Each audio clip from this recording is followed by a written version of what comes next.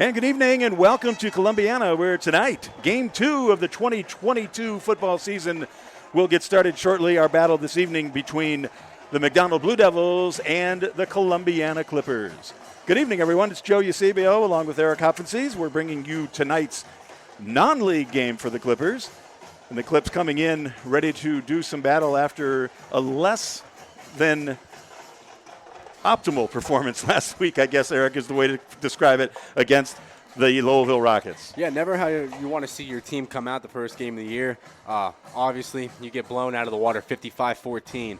So, and then same thing with McDonald. You know, we were talking about in the pregame how McDonald last week, 42-7, I believe? Yeah, with Southern. So two teams had a rough week one. Two teams looking to get back out here tonight and kind of get that first win of the season and bring into the first win of the season. That'd be Coach Bates' 200th career, which is a big milestone here. Obviously, he's going to be in the Hall of Fame here one day. Yep. And, you know, I'm more curious, you know, you see Columbiana put up really first-team offense, puts up 7 points last week. You know, I'm curious to see how they bounce back and what Coach Reich has up his sleeve for this game. I'm more concerned about the defense. Defense is what's going to win you games. Defense is when it's a close game in the fourth quarter, are you going to be able to get that stop? Mm-hmm. And Columbiana last week just had no answer. Young team, still a young team. Communication in that secondary is what's really going to come down to. How are they going to react to this McDonald offense? And, you know, you got something to say about McDonald. Well, the other thing with the Clips on D, too, that I noticed last week was wrapping up. Man, A lot of broken tackles, a lot of just throwing the body around, taking bad angles to the ball carrier and not able to wrap them up. So, again, the Clippers had their work cut out for them in practice this week, and I anticipate a much better performance tonight on both sides of the ball. For the McDonald Blue Devils, head coach Dan Williams, this is a real game between two veteran coaches. Williams in his 23rd season at McDonald, 156 victories, so lagging behind Coach Spade a little bit. McDonald also went 3-6 last season, just like the Clips, and they're coming to us tonight from the Mahoning Valley Athletic Conference. They are in the scarlet tier there. McDonald, as Eric mentioned, lost to Southern Local last week, 42-7. McDonald last year suffered through their first losing season since 2002, going only 3-7, including one of those losses against the Clippers, as the Clippers beat the Blue Devils last year 36-20 over at their place. So tonight, the Blue Devils are going to be going really with a brand new quarterback and a brand new running back. Both Logan Hawk, the quarterback last year, rushed for over 1,000 yards, and the running back, Nathan Gilligan, ran for over 1,200 yards. So that's a lot of yardage to replace for the Blue Devils. But they're going to do it tonight with junior quarterback Zach Schobel. He started the game last week. We also might see Austin Sierra, who started the final game last year for McDonald when Hawk was hurt, and they've been going back and forth, battling through the offseason. Schobel getting the start last week, but they also may put Schobel at running back as well, because that's an area that they're going to run a lot of folks. We're going to expect to see Mike Wolashak, James Hipple, Antonio DeVanzo, and James Blodgett back there tonight as well. Defensively, the Blue Devils feature standout lineman Kyle Crown from last year, coming back with 32 tackles. Senior Danny Gray, who I think played when you played, Eric, 64 tackles, 3 quarterback sacks last year. And Logan Presco, we also expect some things to hear his name announced tonight a couple times on defense for the Blue Devils. So we are getting ready to go here in Columbiana. Clippers gathering in their end zone and the coming out of the locker room and now onto the field. First home game of the season, of the 2022 season, led by Kean Hartley and Cameron Clancy, tearing through the wall of heavy-duty paper, no doubt, as the cheerleaders are holding up and the Clips getting ready to go. McDonald already on the field, and the marching band preparing to play the national anthem. Maybe we'll get a break or two in before we come back and get today's game in. So let's do that. Let's take a break right now from Columbiana. We'll be back in just a moment with football action from Columbiana here on YSN.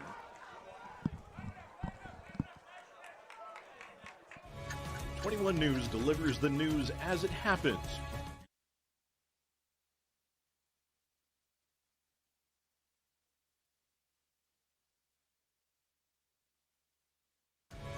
#21 News delivers the news as it happens. using the latest technology from where it happens. Live here outside the Mahoney County. On air, online, Wednesday afternoon weather update. Very dangerous. and on the 21 News social media platforms. I'm on the road right now. 21 News, the Valley's only locally owned source for trusted news since 1953.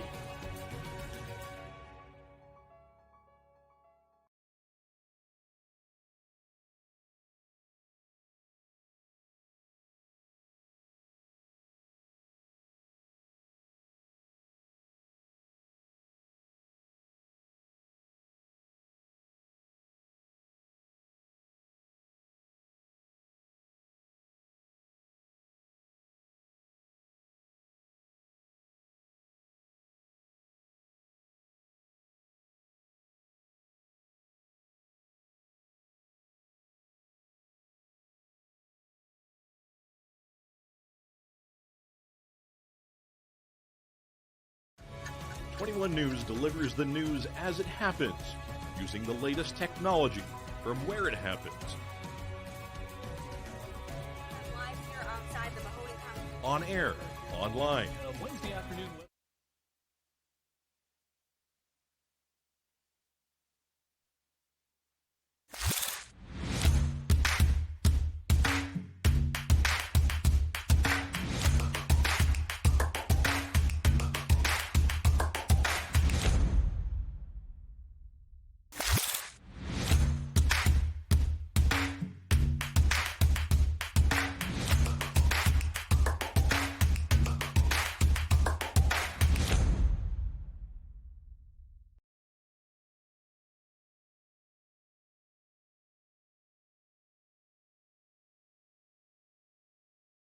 Change.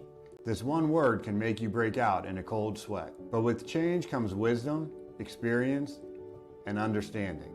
At Myers Family Insurance, we can help make changes in Medicare, insurance, and retirement a positive experience for you and your family. We've gone through changes, like our new office and new faces to help our family of clients too. For all your Medicare needs, call Myers Family Insurance. Check us out online at myersfamilyins.com or find us on Facebook.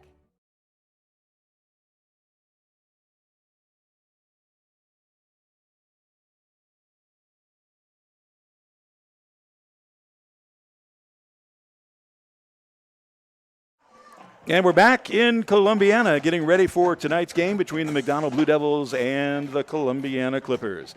Let's take a look at some starters now for the first for the Clippers on offense. We're going to see Joe Guido at quarterback, and he will be in backfield with Kean Hartley along with Cameron Clancy in the slot. On the line, Bryce Eben, the 6'1", 245-pound junior, the left tackle, Luke Booth at the guard, Branson Graham at center, number 74, Aiden Boyer will be the starting guard. He's a sophomore, 5'10", 280. Jason Martin, the junior, getting his first start last week and back tonight, 5'10", 210-pound junior. He'll be at right tackle. And we'll see Craig Witherow at the tight end position when they use a tight end. When they don't, we expect to see Dylan Brager, number 9, the sophomore. We'll also see Seth Spooner, the 6'5", 210-pound senior, and number 5, Liam Surjanovic will be the split. He'll be split in the slot. He'll be playing in the backfield a little bit and might even see him a little bit of quarterback. Liam's going to be all over the place for the Clippers. For McDonald's offense, since they will be receiving the ball first and the Clippers kicking off, we're going to see Zach Schobel at quarterback, number 9. James Hipple should get the start at running back.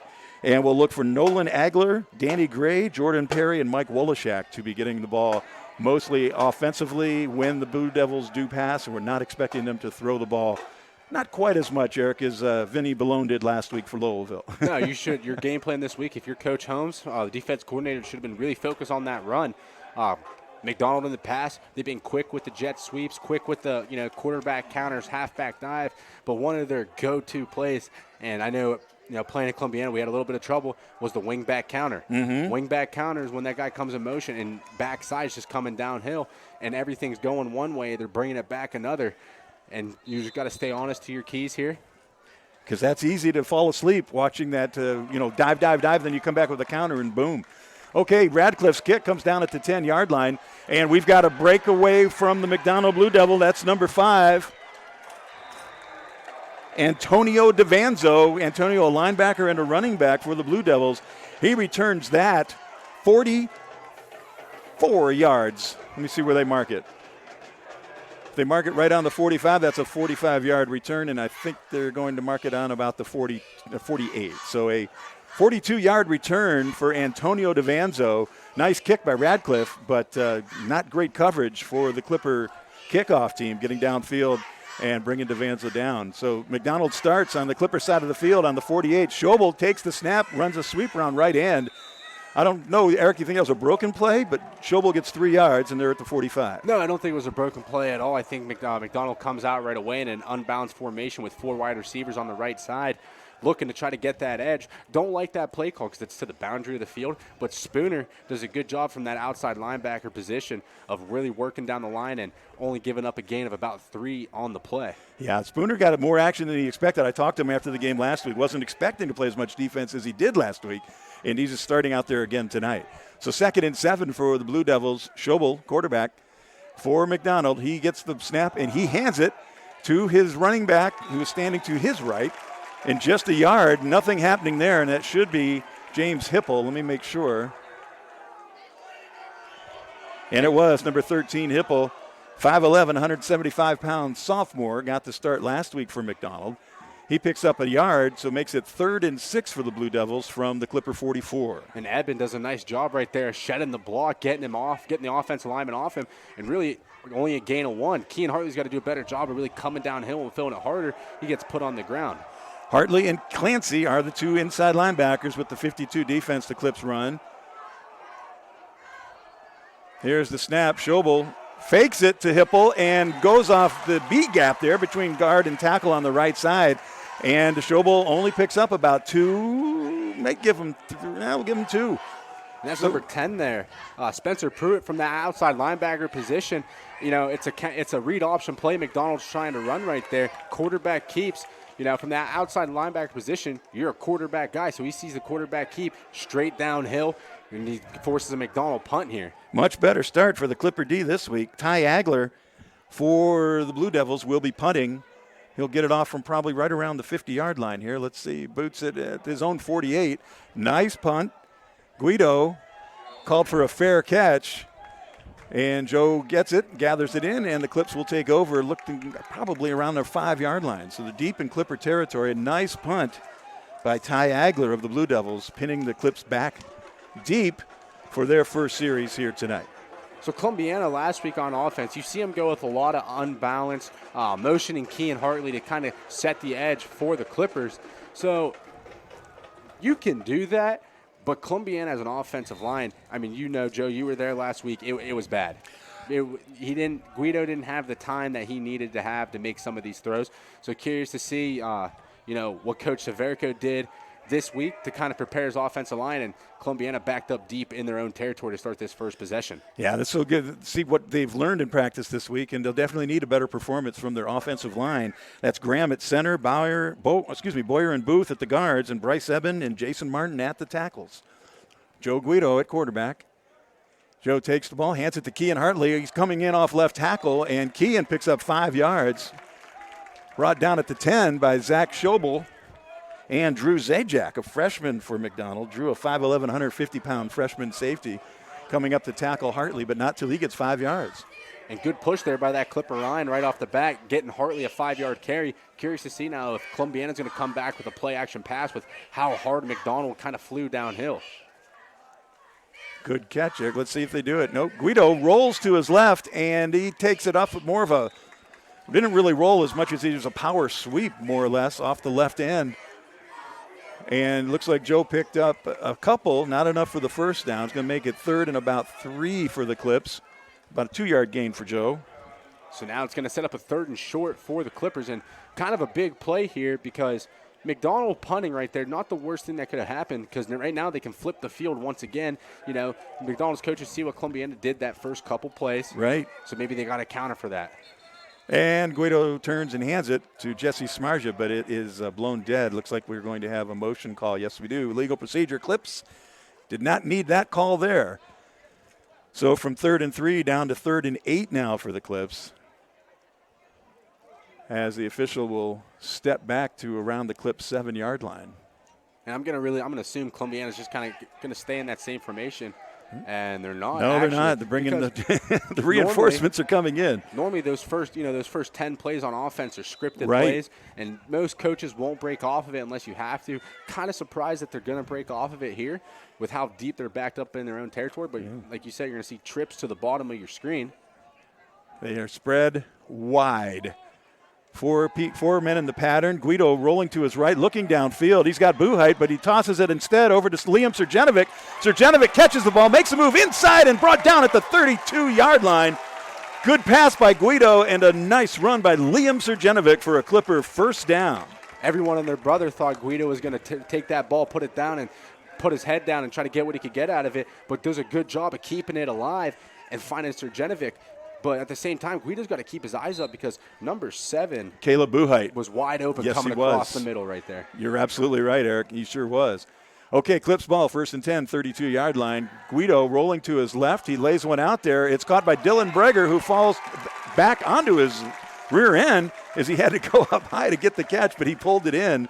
Breger, the 5'10 sophomore, brings it down, about an 8-yard gain for the Clips, and it'll make it 2nd and 2 from the 41-yard line. Columbiana keeping that fast-paced offense. McDonald's got a lot of big bodies out there trying to tire him out early in this game. And it's really, you don't know what's coming next. Here's the play, handoff to Hartley. Hartley busts through the line, starts to his right, moves to his left, and is brought down finally at the 47-yard line. Another first down for the Clippers. Tackled that time by Logan Presco and Danny Gray for the Blue Devils. But, go ahead, Eric. Sorry. Going to give Hartley a break here. Going to bring Smarza in the backfield.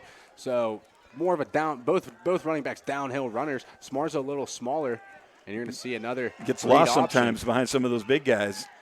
Jesse battling, picks up about 3 all the way to the 50-yard line. And, last year was the first year I really found out who Jesse Smarza was as a person. And for how small that kid is, he's just got a motor. I believe they were playing Wellsville last year, and he's a big reason they were in that game. And they were. You're right. And he plays the defensive tackle position. Exactly. He's about 5'8", goes about 150 pounds. But, boy, does he battle.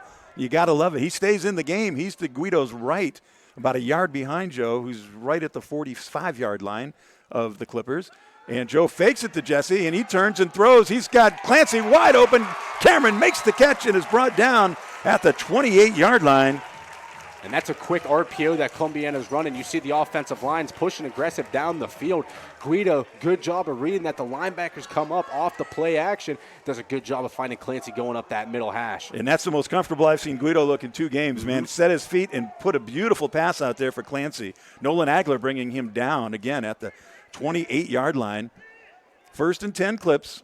Guido all alone in the backfield. He drops back. He looks. He's coming on a slant pattern to Breger. Breger catches it, then cuts back outside, and he is brought down at the 18-yard line of the Blue Devils now. Another good catch from Dylan Breger. And Columbiana's offense rolling fast too. I like how they've kept this tempo, whether it's been a negative play or a positive play. They're on the ball and they're ready to roll. They've kept it going, and I think that's been a huge part of their momentum here. McDonald back on their heels. Got Clancy and Buhite split out wide to the right, and it looks like Surjanovic and Breger on the left. Hartley's back in the game at fullback. Guido hands it to Kean. Kean off a left guard, cuts outside and just battles his way down to the 10-yard line, maybe to the 9, and another Clipper first down.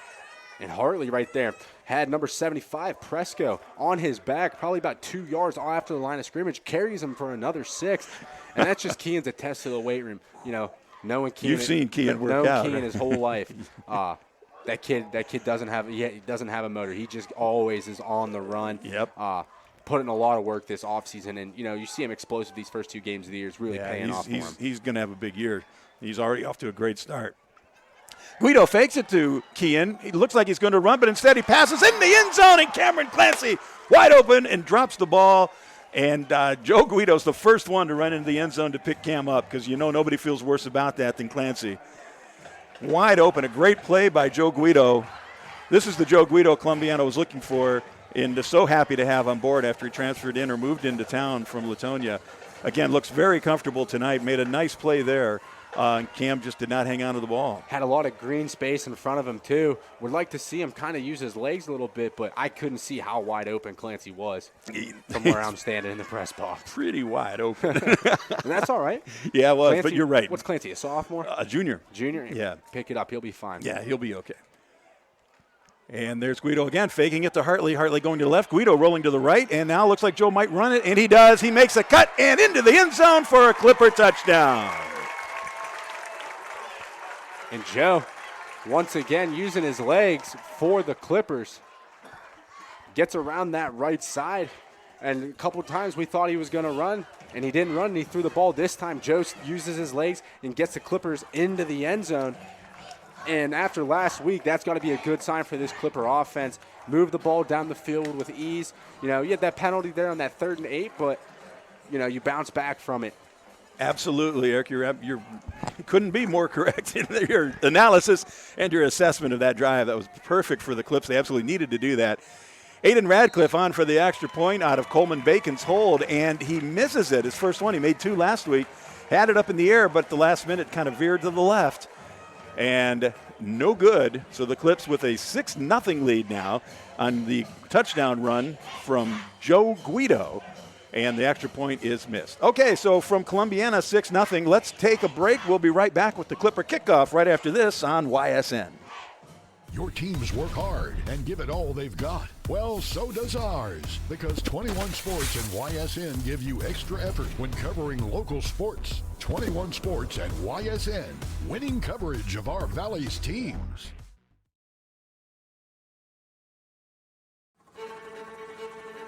Reliability.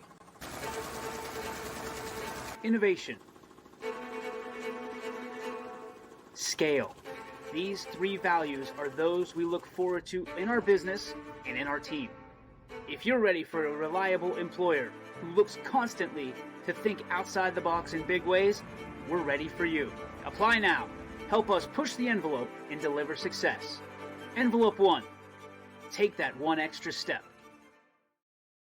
Coca's Pizza, your high school football headquarters. Come to pregame with half-off select appetizers in our dining room starting at 5 p.m. Also want to stay for the game? We'll be playing it live. That's Coca's Pizza. We serve it hot. And we're back in Columbiana, where the Clips coming off an 8-yard touchdown run from Joe Guido at 5 minutes, 5 seconds of the first quarter. Score 6-0 Clips after the missed extra point. Aiden Radcliffe, who's been kicking great for the Clippers in the early part of the season, got it up in the air, but it just veered a little bit to the left. I think there might have been an issue on the hold. It looked like it might have been a little shaky on the snap. So, any rate, the Clips up 6-0, and Radcliffe will be kicking off. Wait, the ball fell off the tee. So Aiden will tee it back up. Got 5 minutes and 5 seconds to go here in the first quarter.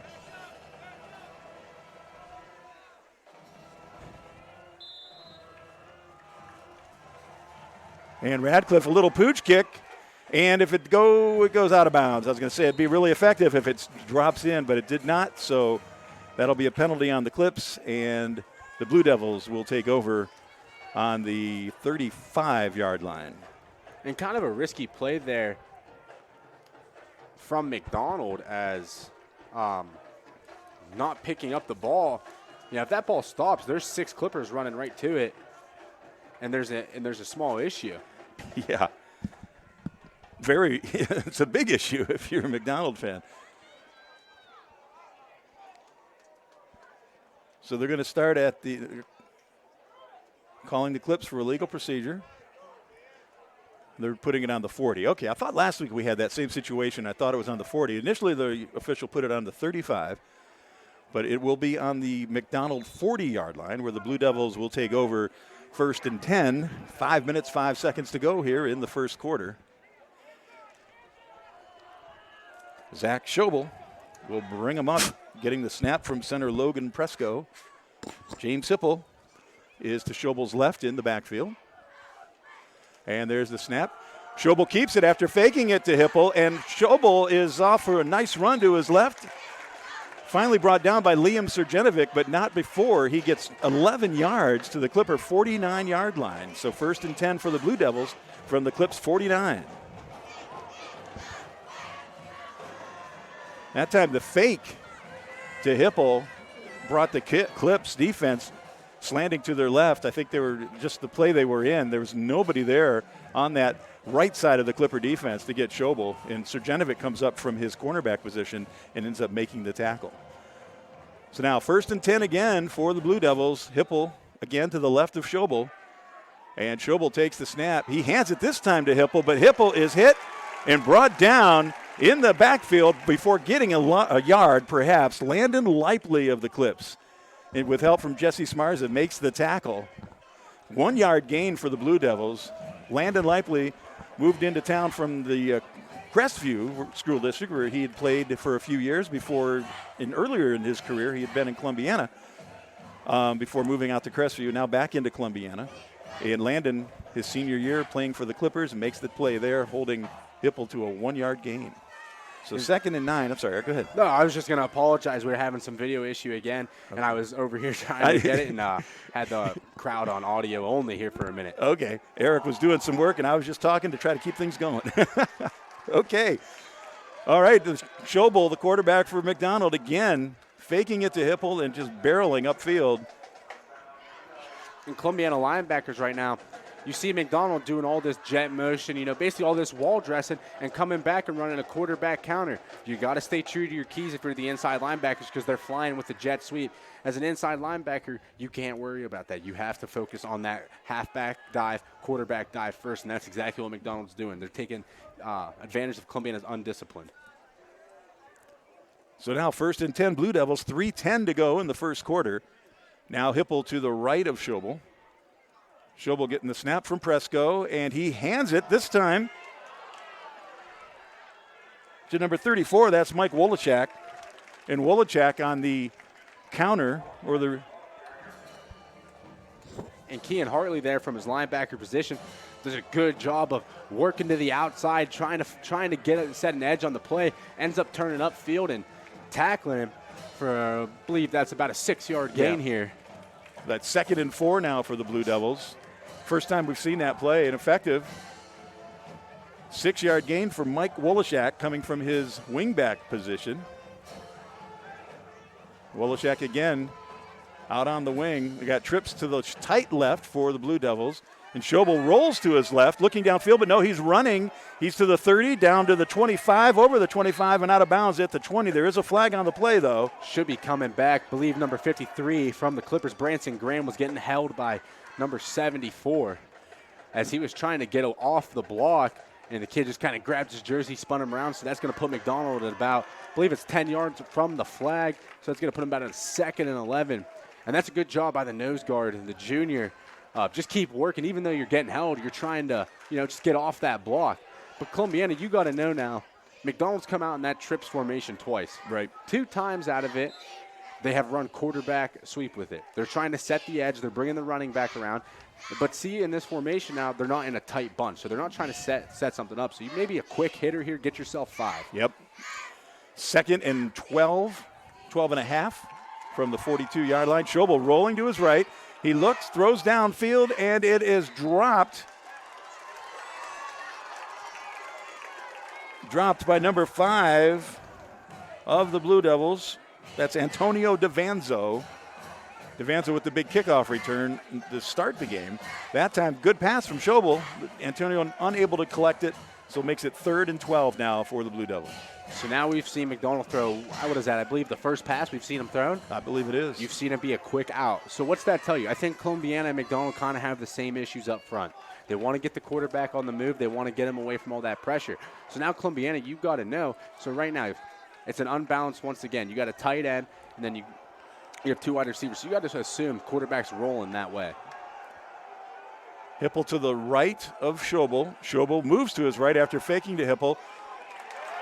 And Spencer Pruitt shook up everything there, beat his block out into the backfield.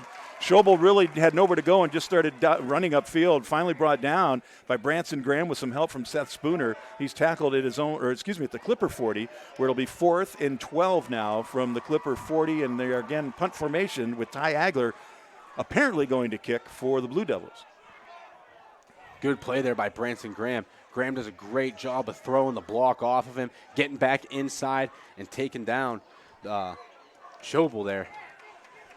Pruitt and Sergenovic back deep. Pruitt fields the ball and is hit immediately. Breaks that tackle, though, and jumps forward to the 15-yard line after catching it at the 12. So a 3-yard return for Spencer Pruitt, and the Clips will take over on their own 15-yard line. We have 1:07 to go in the first quarter. 6-0 Clippers here from Columbiana. And Coach Bay having a little word there with his kick returner, or his punt returner, excuse me. Fair catch the ball, kid. Yeah. I mean, you live to fight another day. You got the gunner from McDonald just running down the field full head of steam. Spencer Pruitt did well to hold on to the ball there because immediately had someone in his face. Pruitt, a sophomore, played at the Mooney program last year. He's a Heartland Christian student, and they don't have football. So Spencer comes and plays at Columbiana. And he's getting a lot of action here early in the season. Guido with Hartley to his left. I'm sorry, that's Pruitt to his left. He fakes it to Pruitt. Joe looks, throw. No, he's not throwing. He fakes it and runs. He's to the 20, the 25, 30. Flag on the play as Guido steps out of bounds at the Clipper 36, 37-yard line, but that is not boding well for the Clips with that flag. I believe it's going to be a hold there. I didn't get a number on it. It's the right tackle for the Clippers. Tried to seal the edge, but just getting outworked and not moving their feet to seal the edge there. And you were right, Eric. Hold. That's Jason Martin is the right tackle. Jason kind of pressed into action after a late transfer from the starting right tackle of the Clippers, the ball player that had been working there all summer. And Jason last week did not do a bad job for his first varsity start, first action, really. So that's going to put Columbiana back at a 1st and 20, deep in their own territory once again. Yeah. On the 5, there's the snap. Guido hands it to Pruitt. Pruitt breaks through the line, though, and is up forward over the 20 to the 22-yard line. The Columbiana offensive line doing a good job opening up those holes for the running back, and you saw that speed, that burst of speed from Pruitt. As soon as he got through, I mean, he could have been gone, breaking one tackle, and we're seeing a 95-yard touchdown run. Very good. Firestone Park. Yeah, great run by Pruitt. Just a straight power dive right off the left guard. That left side of the line, Branson Graham at center, Luke Booth is the left guard, and Bryce Eben, the left tackle. And they had a great push off the right side of the McDonald defense, and Pruitt did the rest. Picks up 15 yards on that 1st and 20, now 2nd and 5. 5 seconds, 4 seconds, the clock will run out before the Clips get a play. Oh, they did get a playoff.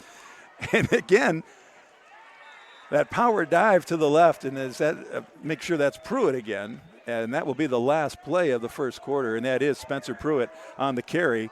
He gets maybe a half yard or so, make it 3rd and 4 for the Clips when we come back with second quarter action here from Columbiana.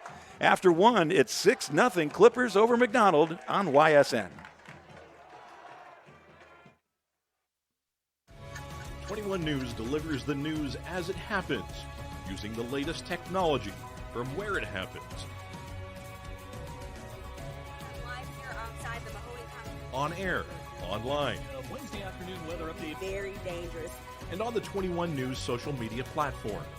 I'm on the road right now. 21 News, the Valley's only locally owned source for trusted news since 1953.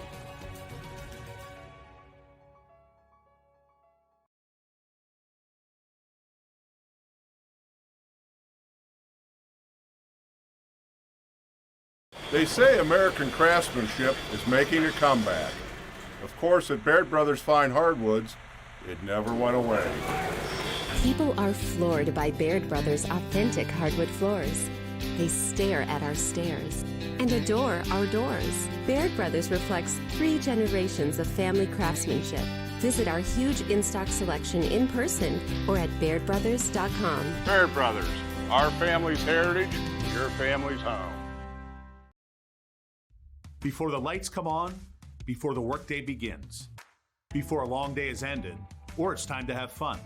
It all starts with the people at Joe Dickey Electric. From replacing a light fixture in your home to building a And we are back in Columbiana, second quarter ready to begin. The Clippers on their 20-yard line, 3rd down and 6, let's call it.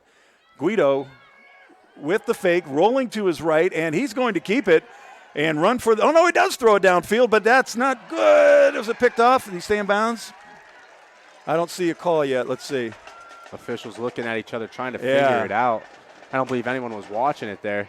Yeah. That was Schobel, the safety. Zach Schobel had 3 interceptions last year for the Blue Devils. If it's good, it'll be an interception for Schobel.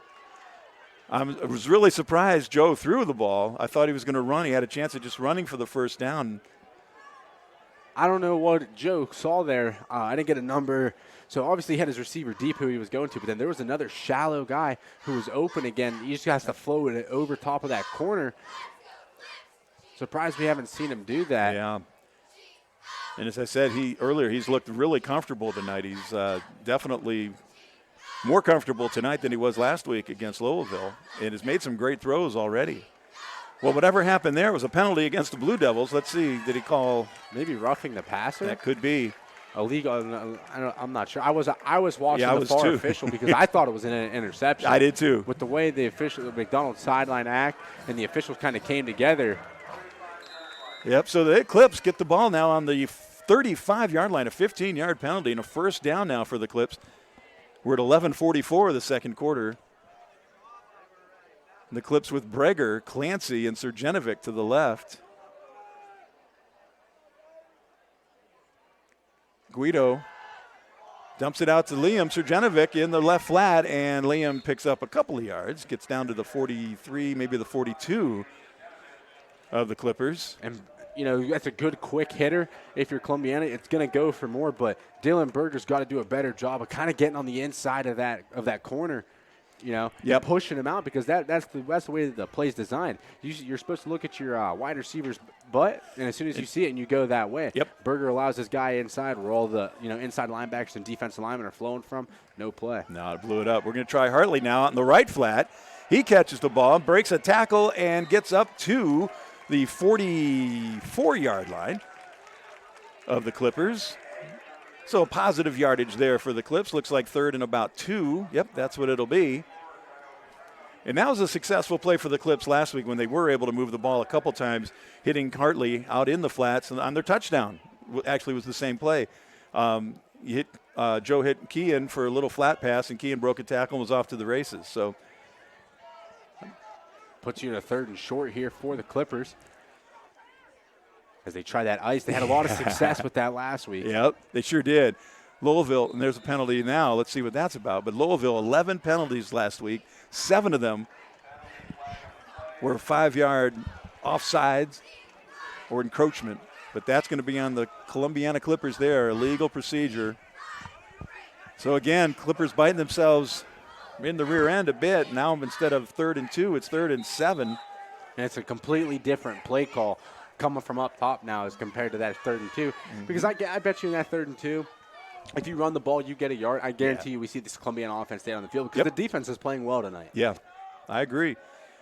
But now 3rd and 7, Breger, Clancy, and Surjanovic to the left, Buhite to the right, Hartley in the backfield, and Guido takes the snap.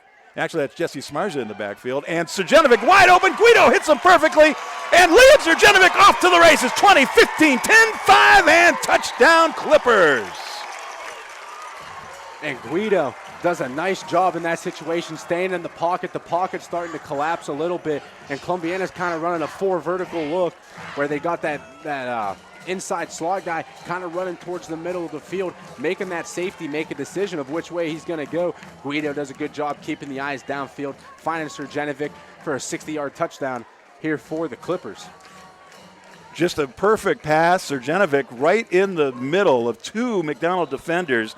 There's Drew Zajac and Nolan Agler, and Surjanovic hangs on and makes a nice run. Radcliffe with the kick. That's probably his ugliest kick of the year so far, Eric, but it goes through. It counts as a point, and it doesn't really matter. It still counts as a point.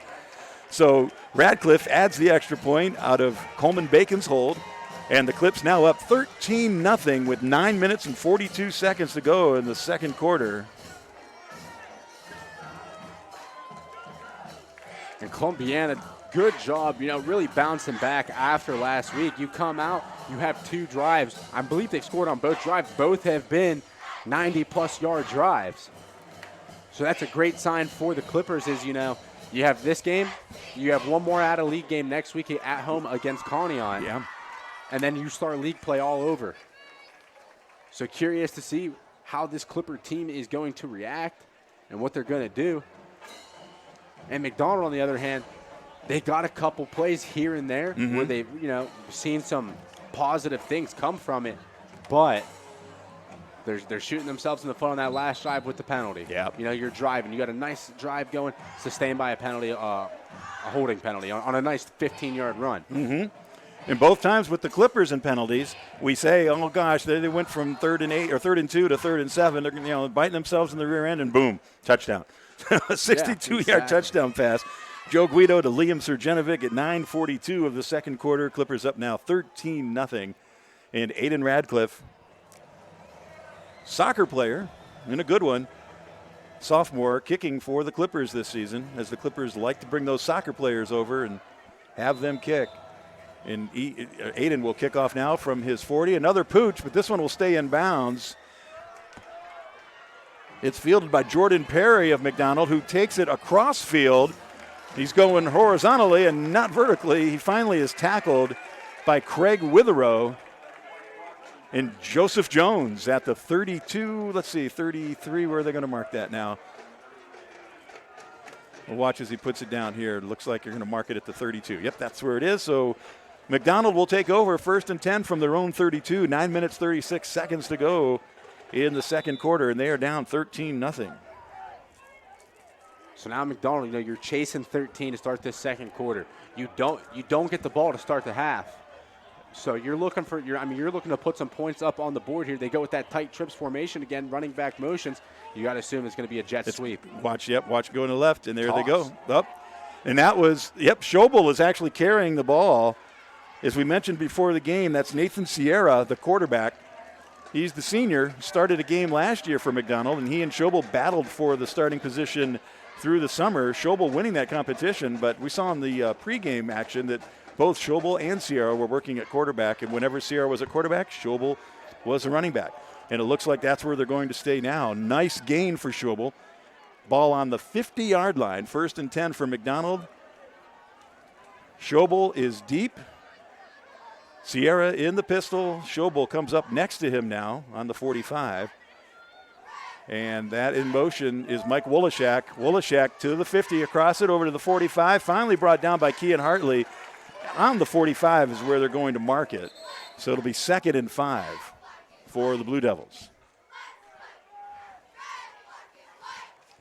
McDonald getting a little more aggressive in their play calling here, Eric. Yeah, you see McDonald a couple times now going with quick hits on the outside, trying to get around that edge. Maybe that's the strong point of this McDonald's offense, where, that's where they feel comfortable getting the ball. We see them try to run the ball up the middle a couple times, 2-3 yards, but 2 plays back-to-back, you busted off a 6-yard run, you busted off a 20-yard run. Yeah, they like that counter play with Wolashak. And, again, Schobel in the backfield, Sierra at the quarterback position. He hands it again to Schobel. Schobel over the 45 to the 40. And he is brought down by Kean Hartley. Once again, another tackle for the Clipper junior inside linebacker. Kean Hartley and Cam Clancy holding down that position for those positions, for the second year in a row. Both receiving all EOAC honors last year. And it's 1st and 10 now for McDonald. They are on the Clipper 40-yard line. Sierra still at quarterback, Schobel at running back. 8:15 to go in the second quarter. The handoff to Schobel over left tackle and brought down by the other inside linebacker. That's Cameron Clancy. And Clancy with the big hit on Schobel. No gain for the Blue Devil running back. It'll be 2nd and 10 for the Devils.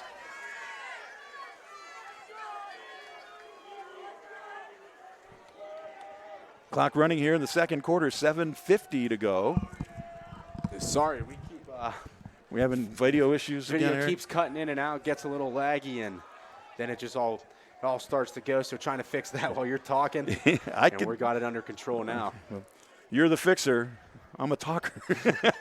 It works. Sierra rolling to his left now for McDonald. Throws the pass. That goes out to number 15. That's Nolan Aguilar. Agler is the 6'4", 185-pound senior. He makes the catch on the Sierra pass. And that's another McDonald first down. So the Blue Devils with a nice drive here. They're at just inside the Clipper 30-yard line. It'll be 1st and 10 for the Devils. So let's see how the Clips respond now. This is McDonald's best drive by far tonight. And McDonald's just get it done with quick hitting plays. Columbiana running man-to-man defense. Someone's got to be accountable for that far guy. And now you see another toss to the outside. And Columbiana does a good job of getting to the edge there. I believe that's Branson Graham again. But once again, I'm not sure what McDonald sees. They keep running these outside hitters to the boundary of the field. They're not giving themselves the space.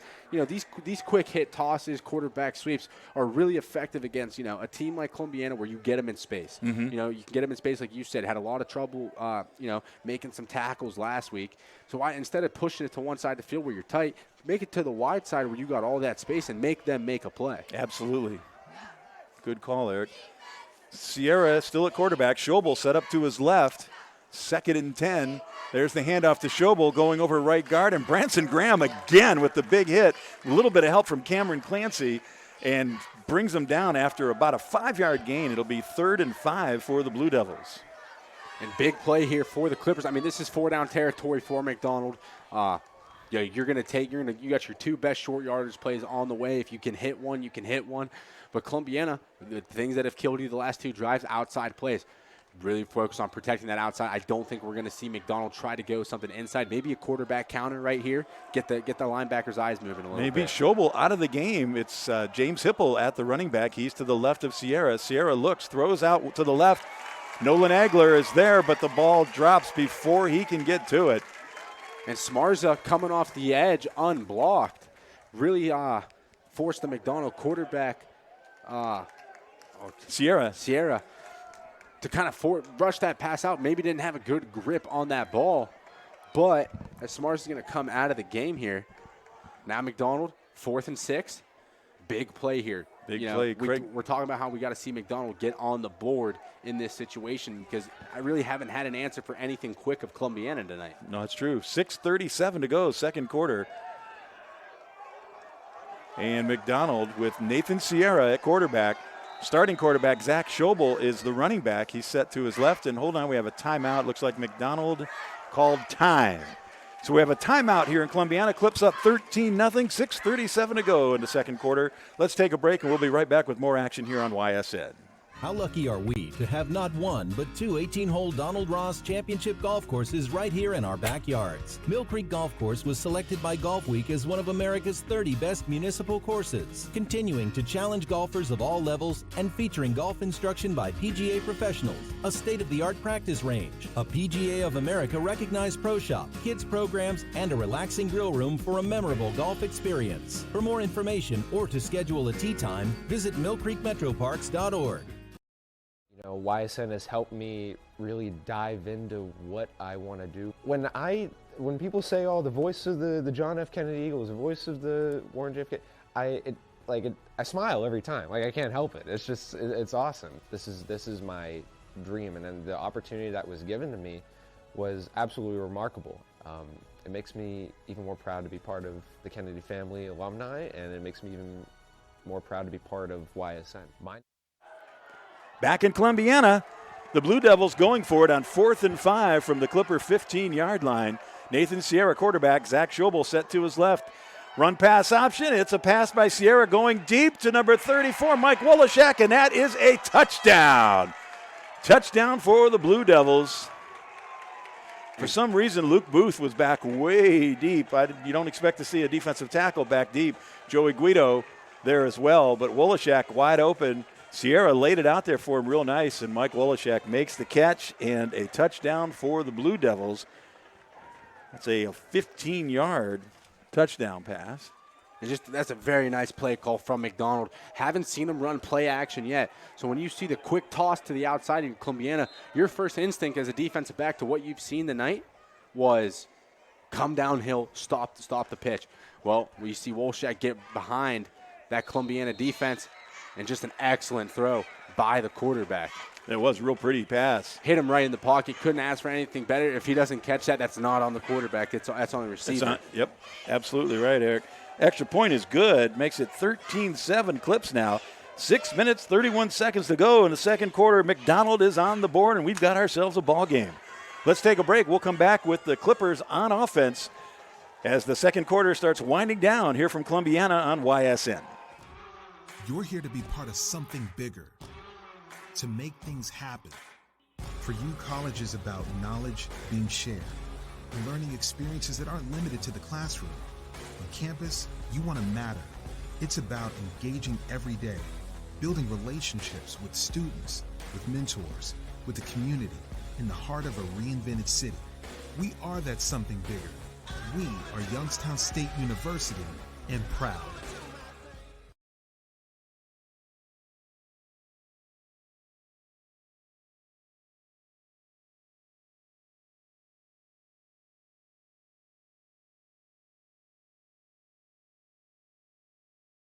Coca's 24-slice pizza, 75 boneless wings, or our famous pepperoni rolls. Big game favorites. Order now and beat the rush. Coca's Pizza, we serve it hot.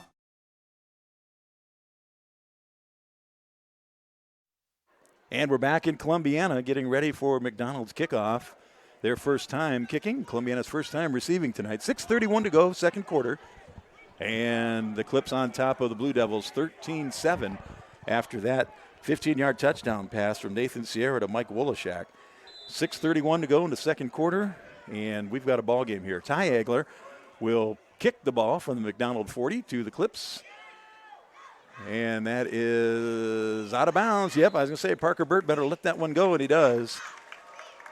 So the Clips will take over on their 40. Great field position to go here as they get ready for another drive. They've had a great night offensively, and it'll be fun to see what they do to answer the McDonald touchdown. Yeah, so Columbiana, you got a 6:30 left here in the second quarter. You're kind of thinking right now, 6:30, this is probably the last offensive possession we're going to have unless we go quick and we get a stop, because McDonald's chewing clock, Columbiana's chewing clock. So if you get a touchdown here, plus you turn around and you get the ball at half and you keep that momentum rolling, I mean, that's a huge confidence booster for this Columbiana team who, really the second week of seeing this offense and finally playing a collectively good defensive game besides that one busted play. Correct. Yeah, they got to feel good about where they're at. They'd like to add to it, though, if they feel a little bit better if they do. Guido takes the ball, hands it to Kean Hartley, the fullback. Kean starts to his left, cuts back to his right, over the 40 to the 41-yard line where he is brought down. Good 6-yard run there by Kean. You're really only asking your running backs to get you 4 yards, and Kean's done a good job tonight of pushing for those extra 2-3 yards. He's carrying defenders on his back. It's not like he's just getting hit and falling down right away. He's running really strong tonight. Seth Spooner split out wide to the left. Let's see if Guido looks for him, and he's looking for him. Spooner going deep. Guido lays it out there, and the ball is out of bounds. As you could kind of see it, once they kind of hit Seth out to the left, and Joe never looked anywhere else. They were trying to hook up like they did last week on the touchdown that was called back against Louisville. So anyway, that'll make it third down now and 5 from the Clipper 40. And a tough throw there by Guido, but at the same time, that's a good play by number 34, Mike Wolshak.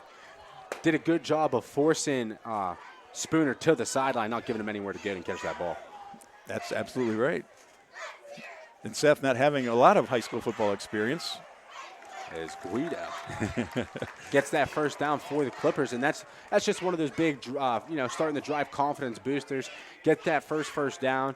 Now you can open up the playbook a little more because that, sometimes taking that shot there on that second and long is okay, but I feel like if it's 2nd and 2, then you can take that deep shot. Yep, and I think they knew they had this, though. I think that play they've been holding back on that. They saw something because Joe just got 6 yards without even thinking about it on that one. So Guido now at first down, hands it to Jesse Smarza. Jesse battles himself for about a 13-yard gain, taking it all the way to the McDonald 40-yard line. Let's see where they mark it. I guess they mark it at the 41.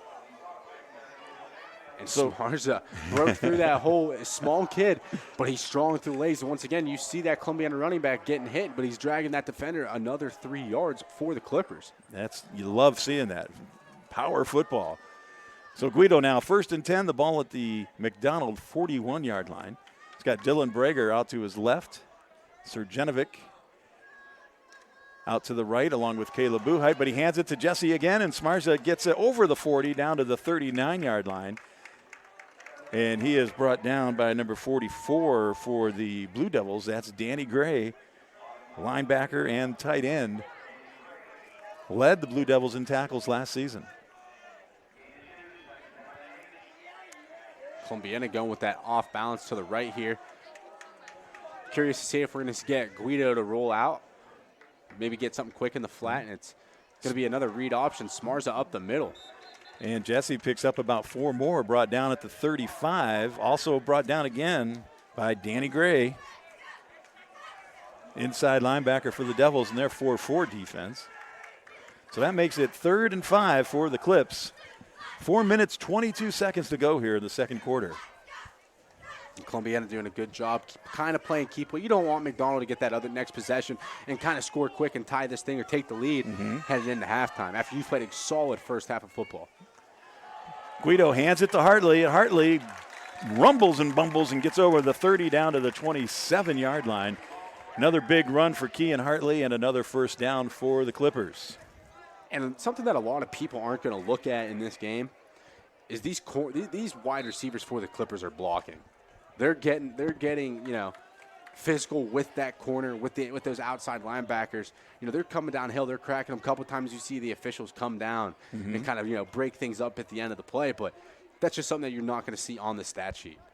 That's good to see because that helps the run game. It also softens them up outside. Guido fakes it to Hartley, goes around right end, and gets about 4 or 5 yards. He is brought down by James Hipple, number 13. He's the other inside linebacker for the Blue Devils.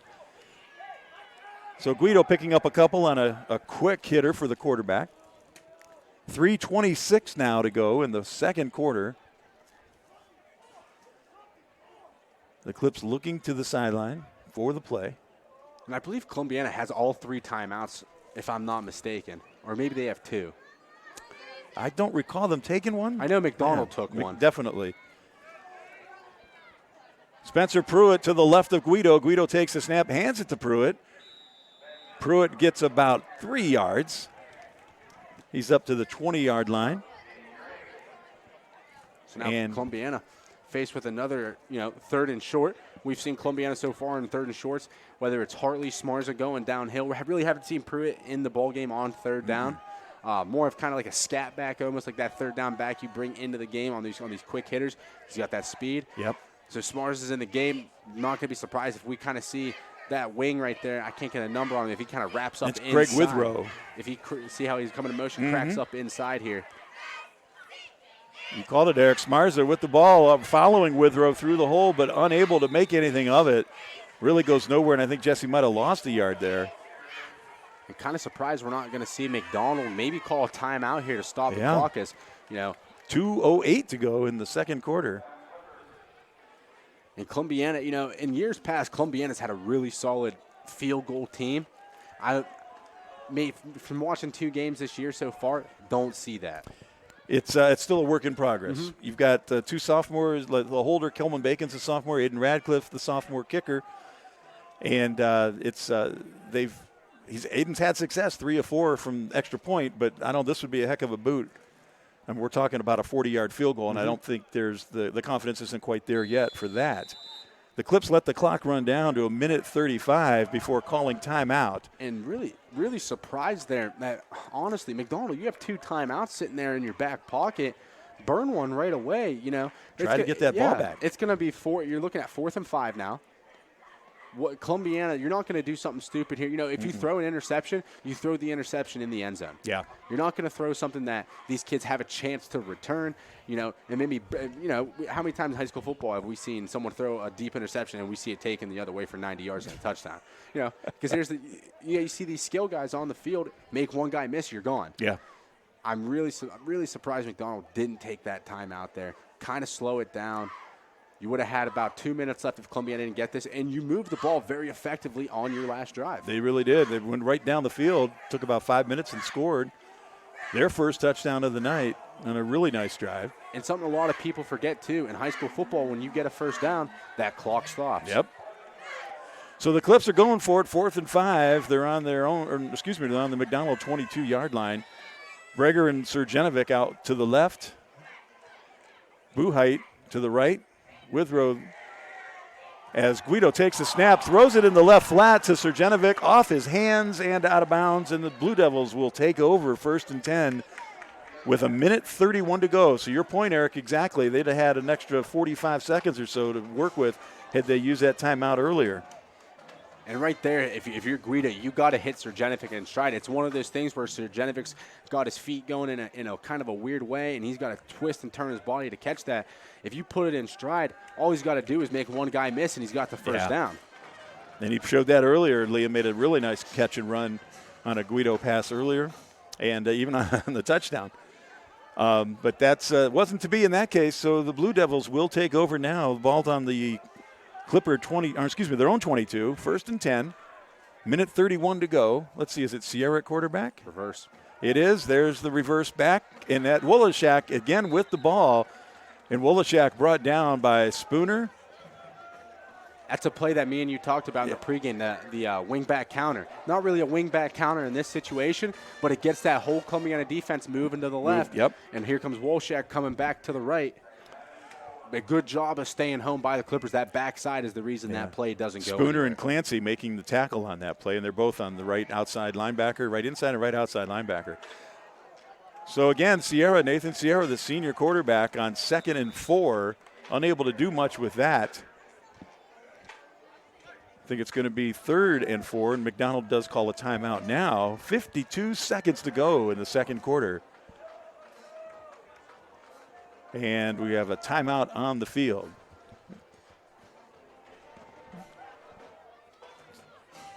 So McDonald, now you're looking at a third and about 4. You know, you're looking for a situation where you can get something quick on the outside. Columbiana's got 2 timeouts, but if I'm Columbiana, I'm just going to take this thing in the half. I get the ball coming out of half. I can make a couple halftime adjustments. You know, defensively, I think what Coach Holmes is going to do in the second half is really focus on those outside guys. You're flying up the middle. Yeah. Branson Graham is playing an excellent game at that kind of defensive tackle. You know, sitting outside your guard, head up with your tackle, playing one heck of a game. Hartley and Clancy inside are holding it down, but it's that outside, you know. We've been getting burned a little bit on the outside, and that's really where the inexperience lies with the Clips. Caleb Buheit, second game of playing football, who's done a great job, but it still lacks some experience. Each week, Caleb will get better and better.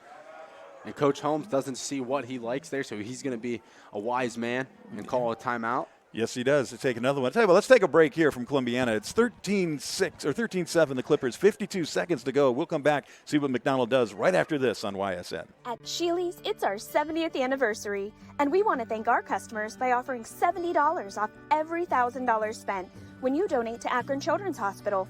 Plus, get 12-month special financing. Stack up the savings when you shop for every room in your house. Furniture, appliances, mattresses, and more. And remember, August 29th through September 10th, get $70 off every $1,000 spent, plus 12-month special financing. Sheely's, the best things in life happen at home.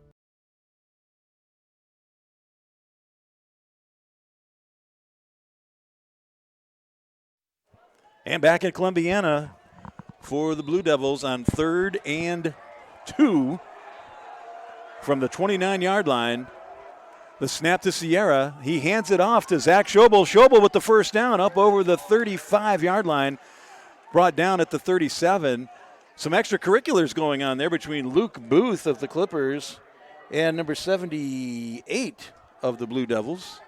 I'll get a name for you here in just a second as we continue now. First down, Sierra out to Wolashak on the left flat, and Wolashak gets out of bounds.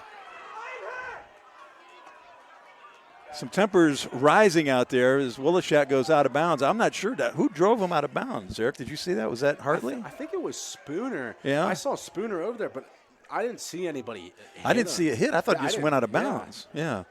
But smart play there by Wolashak. He gets out of bounds. 40 seconds left now. Columbiana probably didn't really prepare for McDonald to throw the ball like they are right now. Yeah. Quick And I think what they're going to do right now, McDonald, you're going to work your side of the field. That's where your boundaries at. This is the proper time to work it, because if you try to throw an out right now on the bottom of the screen that everyone's watching at home, odds are you're going to have a corner coming down and you're going to be tackled inbounds. And I don't believe McDonald has a timeout left. No, I think they have one left. Yeah, they do. They have one left.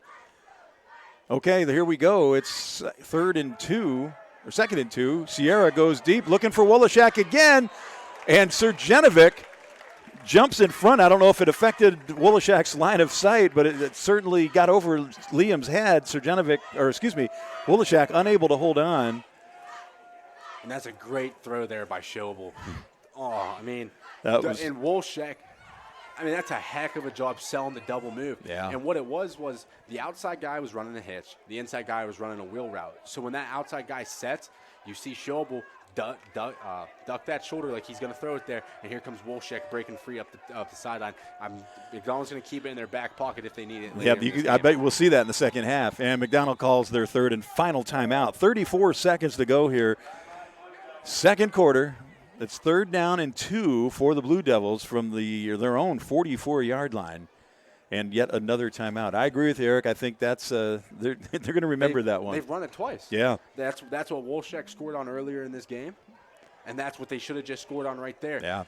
Because if Surjanovic, he cut in, he made a play on the ball, but if that gets past him, there was no safety help over there. It was to the races. And it's almost like Columbiana's running a cover 2 with 2 safeties deep, kind of just to stop getting from getting beat deep in this situation, which 100% is right, but as a safety, you got to see that guy break into that outside third of the field, and you got to go right away. And Surjanovic's just a little late getting there. And something I've noticed is, with the 2 safeties up top, where's McDonald been going towards? They've been going towards Surjanovic. Surjanovic's a little guy. Yeah. I'd probably go the different way, but right here was a run with Schobel. On the run with Schobel, and he is hit hard, does not get the first down, and guess who? Big number 6, Kean Hartley, makes the tackle. Schobel stays tackled. It's 4th down about a half a yard. 19 seconds to go in the second quarter. The clock is running. McDonald has no more timeouts, but they don't seem in any hurry either. They might just be saying, you know what, let's just go in and talk about it, because they're making no effort. You see the coaches taking off the headsets on the McDonald sideline. We're down to 5 seconds to go in the half. That's a smart thing, in my opinion. McDonald. And that's the half. You see what's working for you. Columbiana, you got to work on defensively now. Yep. So I think you're going to see a different ball game here in the second half. McDonald's going to get away from what they liked, from what they did in the first half, and they're going to come back with more outside hitters, more quick passes on the outside, double moves to get open in the back half of the field. And Columbiana offensively, just keep doing what you're doing. You're moving the ball. You've changed up. You got the dive. You got the quarterback counter, the quarterback sweep, and you've hit him in the middle a couple times. Yeah. No, I think I'm looking forward to a great second half here from Columbiana. We're going to let you enjoy the marching bands. First, the McDonald Blue Devil Band, and then the Columbiana Clipper Band. We'll do that.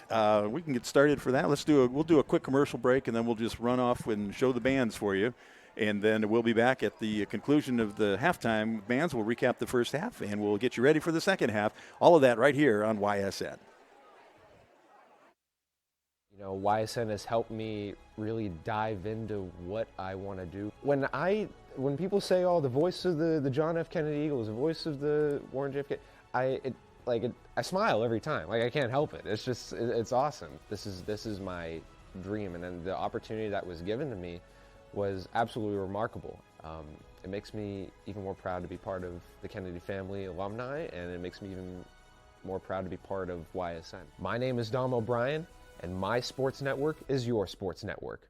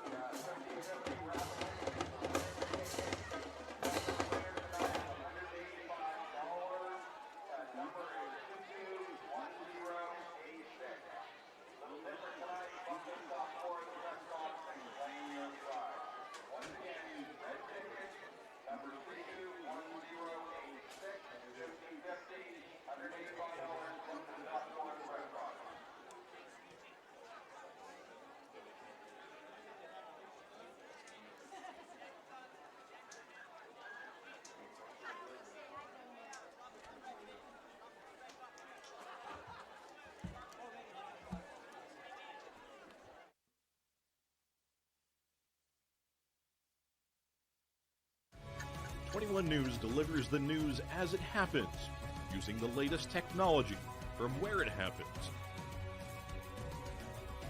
Live here outside the Mahoney County. On air, online, Wednesday afternoon weather update. Very dangerous. and on the 21 News social media platforms. I'm on the road right now. 21 News, the Valley's only locally owned source for trusted news since 1953. At Greenwood Chevrolet, we offer a worry-free experience for all our customers. From sales to financing and even service. We'll help build your perfect vehicle and lock in your trade value while your vehicle is being built. No worries. We guarantee financing, regardless of your situation or credit history. No worries. And when your vehicle needs service, our award-winning team will get you back on the road. No worries. That's what going the extra mile means. Only at Greenwood Chevrolet. Quality, customer service, and integrity. Those are the 4 words that have driven our success since 1957 at Joe Dickey Electric. Joe Dickey Electric is one Mahoning Valley landmark business that stays current with the requirements of our customers. Family owned and managed, we are an electrical contractor and energy solutions provider. Every member of our team adds to his or her skill set through ongoing training. Residential, commercial, industrial, automotive, and more. We keep ahead of the needs of our customers with a fleet of more than 50 vehicles and 24/7 emergency service, so you're never left in the dark. Hi, this is Zell Bush. Hi, this is Tom Clint. Hi, this is Steve Rossetto. Hi, this is Ryan Miller. Hi, this is Rich Sakui from WRS Wealth Advisors. With our combined 80 years of experience, WRS Wealth Advisors are the area's premier wealth and retirement specialists. And welcome back to Columbiana as we get ready to go with third quarter action here. The Columbiana Clippers on top of the McDonald Blue Devils 13-7. Hi again, everybody. Joe Eusebio and Eric Hoffensee is bringing you tonight's action from Columbiana. Special shout out to the Chain Gang. I was reminded I needed to do that. Al Foss, Todd Mazie, Wayne Whitmer, and Ron Mosier doing a great job on the chains tonight. And wanted to make sure we acknowledge that because those gentlemen work awfully hard. Work hard and play hard. So, Eric, your impressions of the first half. So basically, you know, McDonald comes out there in the first quarter, you know, a little sluggish, not really getting anything going on the offense, and Columbiana playing a solid defensive game. And then you flip the script to Columbiana on offense, you know. Columbiana on offense moving the ball effectively their first 2 drives, going down the field, you know, Srđanović, nice touchdown. Then Guido using his legs to get the next touchdown. But then things started to change after that, you know. You keep wanting to call them United. Columbiana gets in McDonald gets in a little bit of a groove there, finding like these quick hit plays to the outside are working. You know, they're starting to pick apart the defense a little bit, get burnt on a double move. You know, just, you know, a lot of people won't think of it how it can change a game.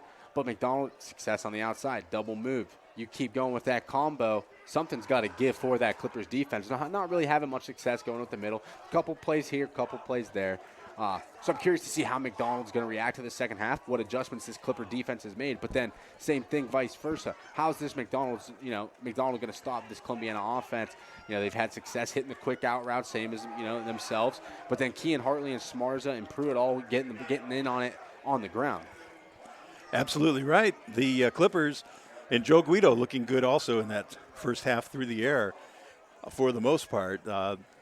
Spooner, they tried the deep one to Spooner like they did last week against Louisville. That wasn't successful. But other than that, Guido looking a lot more comfortable this week than he did last week.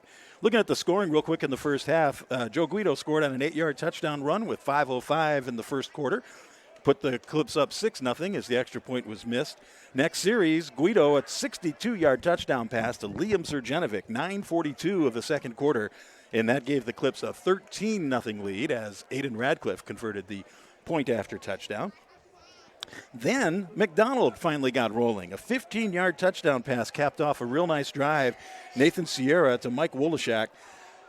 And the extra point good at 6:31 of the second quarter, and that made the score 13-7. And that's where we are right now heading into the third quarter, where the Clippers will receive the ball from McDonald. Ty Aguilar will be kicking off for McDonald, and back deep for the Clips, Liam Srđanović. And Isn't that terrible? I'm trying to see who that is. Is that Parker, or excuse me, is that Parker Bush? Or is that Spencer Pruitt? Yeah, can't get the number. Pruitt was back there in the first half, but I thought I saw two. That still might be Bush, or excuse me, still might be Pruitt. We'll get a better idea. I believe it is. I don't see Pruitt on the sideline right now. Because Bert's wearing 13. Yeah, and Bush is wearing 12. Yep. Okay, that's 10 then. Because these old eyes, even with my glasses. Gotta need the young eyes of Mr. Hoppensies here. So as we get ready to go, let's see. Aguilar has kicked to Surjanovic and Pruitt, both in the first half. Let's see where they do in this half. It's going to be fielded on the bounce around the 22-yard line by Surjanovic. He rolls to his right, breaks one tackle, and does not break the second tackle. He is brought down by McDonald's number 21, and that is Jordan Perry. And Perry also had a tackle in the first half on the kickoff coverage team as well. So Perry very aggressive out there in coverage of the kickoffs for the Blue Devils. Okay, so we're ready to roll. 11:56 now in the second quarter. Took 4 seconds off the clock. Clippers come out with Guido at quarterback. Jesse Smarza is to his left in the running back position. Dylan Breger split out wide to the left. Liam Surjanovic in the slot on the right. And I think that's Caleb Buhite wide to the right. Quag Ritherow in the tight end position. And a handoff is to Smarza, who is unable to do a whole lot with that. Looks like he's going to get maybe a yard or two. Yeah, I'll give him 2 yards. We'll make it 2nd and 8 for the Clips. As right out the gate, got a player down on the field. Looks to be, I think it's Hartley cramping. Yep. A little bit of a calf cramp. And what's funny is last week, you would think in that heat down in Louisville and everything, no cramp action. No, I noticed that.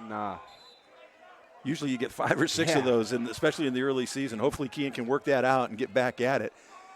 Kean was in the wing that time. He came back on the crackback block of the defensive end, but was unable to move him a ton. And Smarza tackled for a 2-yard gain. 2nd and 8 now, but a legal procedure on the Clippers as they lined up to run the 2nd and 8 play. So that'll send them back. It'll be 2nd and 13. I believe that was Eben there. Put his hand down and picked his hand right back up. And once you set yourself as an offensive lineman, you're set. Can't do anything with that hand. So 2nd and 13 now for the Clips. Guido back. Quick pass out to the right flat. It is caught. But immediately, that's Surjanovic, I believe. Surjanovic with the catch, but he was brought down immediately. It's just a tough play there. And once Surjanovic got the ball in his hand, there was 3 Blue Devils in a rally point. He had one on his outside shoulder, one on his inside shoulder, and one head up. Just something that's taught every day in the defensive practice. So just good fills there by that McDonald defense. The inside backers, Hipple and Gray, in on that tackle. So now the Clips have it in front of them. 3rd down and 12 from their own 18-yard line. Guido with the snap. He rolls behind Smarza's block on the left, and he is going. There's a flag down. Guido's running. He's up over the 30, down to the 35, 36-yard line before being driven out of bounds. But a flag on the play, and that usually means holding. It's going to be coming back. On the Clips, yep. I believe that was on number 74, the big boy, Aiden Bauer. And it's definitely a holding call. And a catch on Bauer then. It's tough on the backside of that play because really Bauer playing the right side of the line has nothing to do with that play whatsoever. And he just gets caught up in a little bit of a jam there. So Guido ends up converting the 3rd and long. But unfortunately now he's got 3rd and really long. It's about 22 yards. 3rd and 22. They are on the 9-yard line, their own 9-yard line. Guido with Smarza to his right. Joe back on the goal line now, looking deep. Now running to his left, and he is brought down again. Number 44, that's Danny Gray, making the tackle on the Clipper quarterback. And the Clips are going to be punting from deep in their own territory with 9:56 to go here in the 3rd quarter. And the Clips with a 13-7 lead. Spencer Pruitt is the Clipper punter. Spencer struggled last week early with his first couple of punts before straightening himself out and had a couple of good ones later in the game for the Clips. But he'll be punting from his own end zone on this one. Here's the snap. Pruitt catches it cleanly, gets the punt off. Not a great punt, but enough to get it out of there, back over the 40 to the 45 and 46-yard line before the Clippers down it. Buhite and Coleman Bacon along with Michael Dunn. And good punt right there by Pruitt. You know, you see these high school punters, you know, they get pressured like that because what McDonald did, they put 10 guys up on that front, and they're trying to get a block and a quick score here. You get down there, you smell that goal line, man. You know, exactly. So that's just a good job by Pruitt. A little quick release there. Yep. And, you know, wasn't pretty, but effective. Doesn't flip the field, but it puts your defense in a little bit better of a spot here to start the second half. And McDonald's defense does exactly what it needed to do, coming out of the break, getting a stop, flipping the field for themselves after, you know, a strong finish to that first half. The Clips really missed Hartley, I think, on that drive. He is back in, though, at his inside linebacker position. He and Cameron Clancy.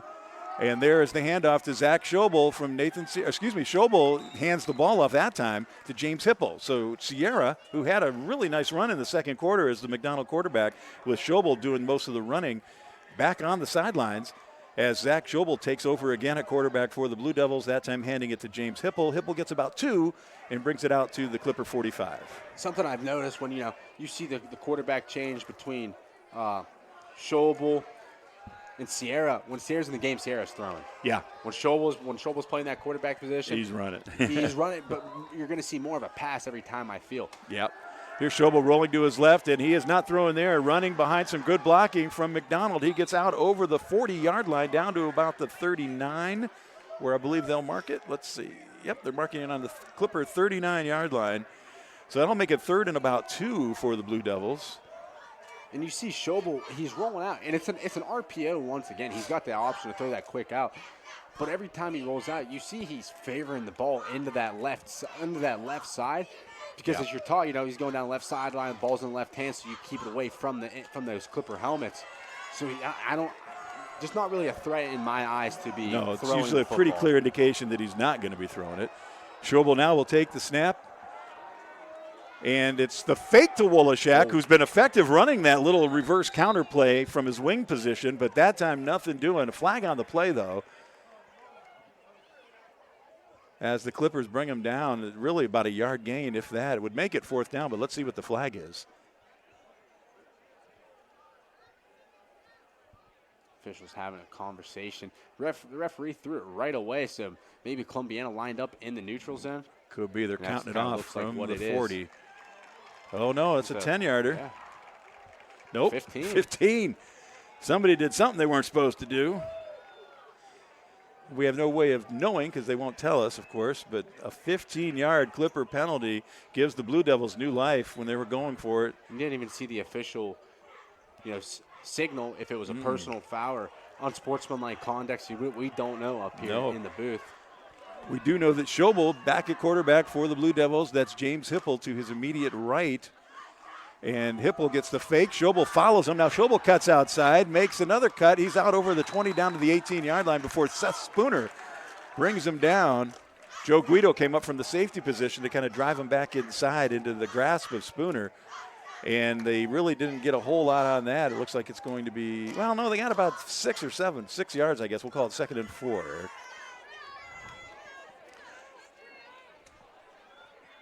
7:20 to go here in the 3rd quarter.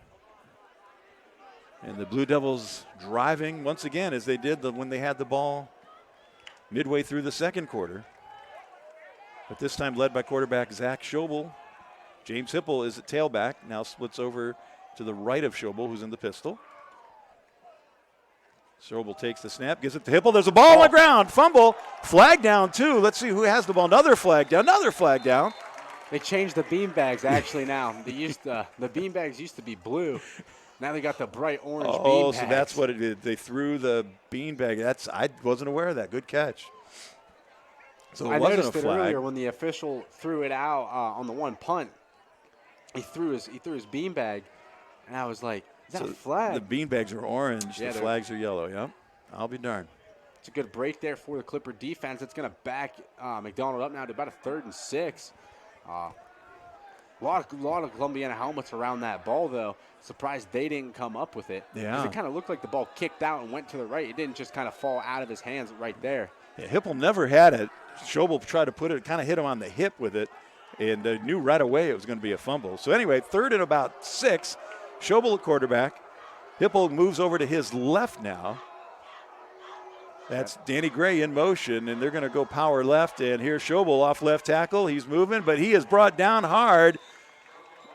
Well, initial hit, let's see, that's got to be Hartley, and it was. And then finally it was Jesse Smarza.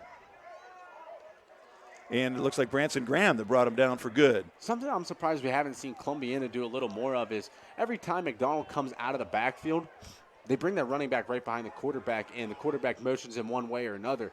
I'm surprised we haven't seen that Columbiana front kind of kick. Like maybe the linebackers get a kick call. Maybe it's not in the game plan with Coach Holmes' defense, but the play's going running back side every time. That's true. You slant that way. Exactly. Yeah. You know, or if you know, you could just kick left, and you know you can play straight up. Yeah. We've got 4th and 3.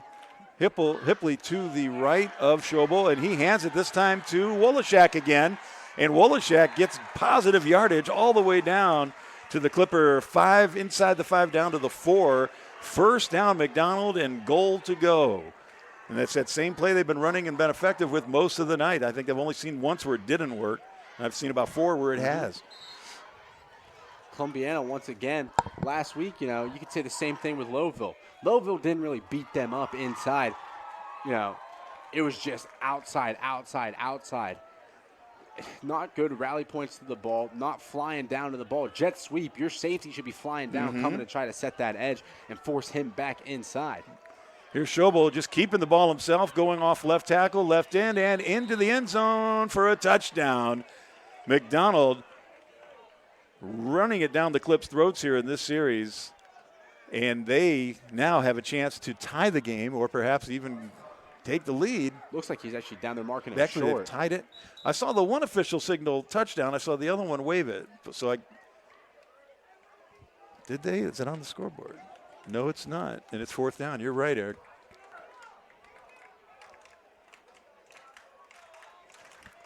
The one official, which would be in this case the umpire, I thought signaled touchdown, but he did not have a good look at it. So they are going for it now. 4th down, quarterback sneak. Schobel gets the ball, rushes up there, and McDonald is saying they have it, and the referees are saying it as well. So there's your touchdown for the Blue Devils. After a 4-yard gain from Zach Schobel, he takes it the additional yard and gets it into the end zone on 4th down. And McDonald ties the game now, 13-13. They're going to attempt to go ahead with the extra point. Columbiana now just kind of getting beat up at their own game. What they've done, the teams in the past, get to the edge, use the speed against another team, and it's finally coming around as the official timeout is. That's Schobel coming off. I imagine they're going to kick, yeah. Nick Agler is out there to kick. Schobel might have been the holder, but he is now not. Nolan Agler is going to hold. Agler is a 6'4", 185-pound senior who's usually playing linebacker on defense, and he's a wide receiver on offense. Agler makes the extra point, and McDonald takes the lead now, 14-13 on the Clips with 4:19 to go here in the third quarter. So let's take a break. We'll come back and see how the Clippers respond. We'll be back right after this on YSN. My guy keeps it 100% of the time. He wants all 100, won't settle for 99. And it's more than stats because there's people in those numbers. And I was one of the lost sheep. I'm so glad he cares for all 100. I'm 100% safe, 100% free, 100% love. I can be 100% me. He gave all 100 when they put him up on that tree. That's 100% passion for 100% free. So if I play in front of 100, or if I play in front of 2, there's an audience of 1 getting 100% of what I can do.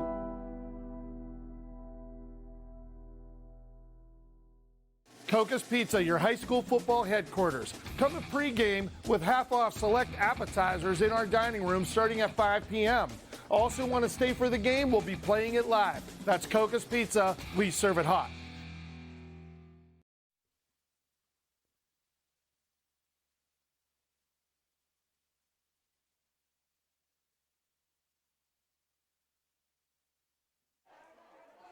And we are back in Columbiana, where the McDonald Blue Devils have just taken the lead from the Columbiana Clippers.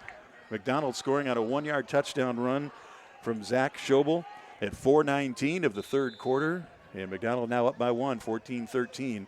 Nick Agler, who just made the extra point, kicking off to the Clips. And the ball, it gets past Srjenovic and rolls back past the 10 down to the 8-yard line. Srjenovic fields it, brings it up the middle. He's up over the 15 to the 20, going wide to the right. Finally brought down around the 20-yard line. Let's see where his forward progress is marked. But last week, Srjenovic had a ball go over his head on a kickoff return. He grabbed the ball and ran it 65 yards downfield to start the third quarter for the Clips. Not quite as lucky this time around. He has the ball. Looks like they're going to be on the 24-yard line. It's going to be 1st and 10 for the Clips from that point. And there are 4 minutes and 9 seconds to go here in the third quarter. Srjenovic, good job right there, basically making the best out of nothing. Ball just kind of stayed down on him. He kind of assumed it was going to bounce with the way it was rolling. You know, hard kick on the ground. You're expecting that one big hop, just like in baseball. You see a little dribbler coming at you, and you're trying to get it off that quick one bounce. Yep. Dangerous, too, for him, because if he does hit it and bounce off his chest and back to him, then you might give up the ball. There's Jesse Smarza on the handoff from Guido, and he busts through the middle of the Blue Devil line, out over the 40, 45, up to the Clipper 48-yard line. A great run from the Clipper fullback, Jesse Smarza. And Smarza, kind of a weird situation there. He saw the safety to his right. He ended up planting his left foot and going right at the safety. Surprised we didn't kind of see him plant that right foot and try to break it away towards the left hash. A 22-yard gain for the Clipper fullback, Jesse Smarza. And now the Clips 1st and 10 from the 46-yard line, their own 46. Joe Guido, quarterback. Jesse Smarza stays in the game. He's to Guido's right in the pistol. Clippers with trips to the left. Guido gets the ball, hands it again to Smarza. Jesse this time picks up a yard or two right up the gut. It'll be 2nd and long, probably 2nd and 8 once they mark it. And McDonald kind of runs a blitz right there to plug up that inside. Looked to be a read option play. Not sure, you know, if it was, because it looks like Guido's reading that defensive end, and that defensive end crashed really hard. Yeah. So obviously don't know what the play call is. But if that's an option play, he's got to keep that and kind of get around the outside there. Yep. Because the kid's an athlete. I mean, we all know who Joe Guido is and what he can do. 2nd and 9. Let's see what he does now for the Clips.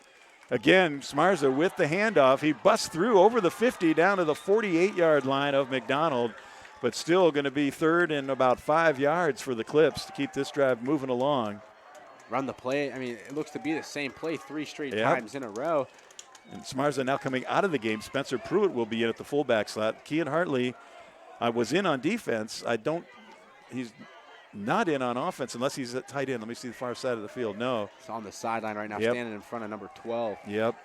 So, again, we have Spencer Pruitt to the right of Guido in the pistol, trips to the left. Guido fakes the handoff, fires the ball over the middle, caught, and a gain of about 15 yards for Caleb Buhite. Buhite, the senior wideout, defensive back, soccer player, and drum major, catches, I believe it's his first varsity first pass for playing football.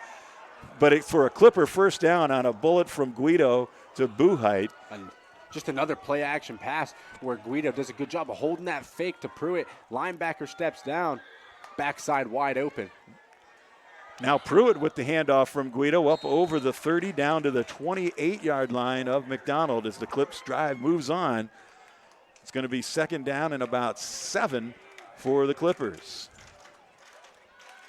See if we can set it as the Clips get ready to go again. Pruitt stays in the fullback slot. You have Srjenovic, Clancy, and Breger, triplets to the left. Buhite still split out wide to the right. Maybe try to get something on a quick out here for Columbiana. You know, it looks like Columbiana's completely okay with playing the short passing game. And they look over to the side to get the play. Pruitt is to Guido's left. Guido gets the slap, fakes it to Pruitt, picks up, throws the ball, and it is dropped dropped by Surjanovic. He's trying to tell the ref, no, I had it. But I am pretty sure it hit the ground. Eric, what do you think? 100% hit the ground. You know, he's got a timeout here by the official. Not sure what it is, but, you know, it sucks as a player like that. That's a perfectly run play. Good hitch ran. Guido does a good job of hitting him. You know, as soon as he comes out of his break, you got to know you're going to get hit. Mm-hmm. You know, sometimes you see these kids kind of alligator arm it, short arm it because they know they're going to get hit. But in that situation, that's a first down play in a game that you're now battling back to try to take this lead. Got to make that catch. All right, trips again to the left. Breger, Clancy, Surjanovic, and we have a flag on the play. Be on the right tackle. That's Jason Martin is the Clipper right tackle, and it looks like we're getting 5 backwards for the Clips. That's going to make it 3rd and 11 now, as the ball will be snapped from the 34-yard line.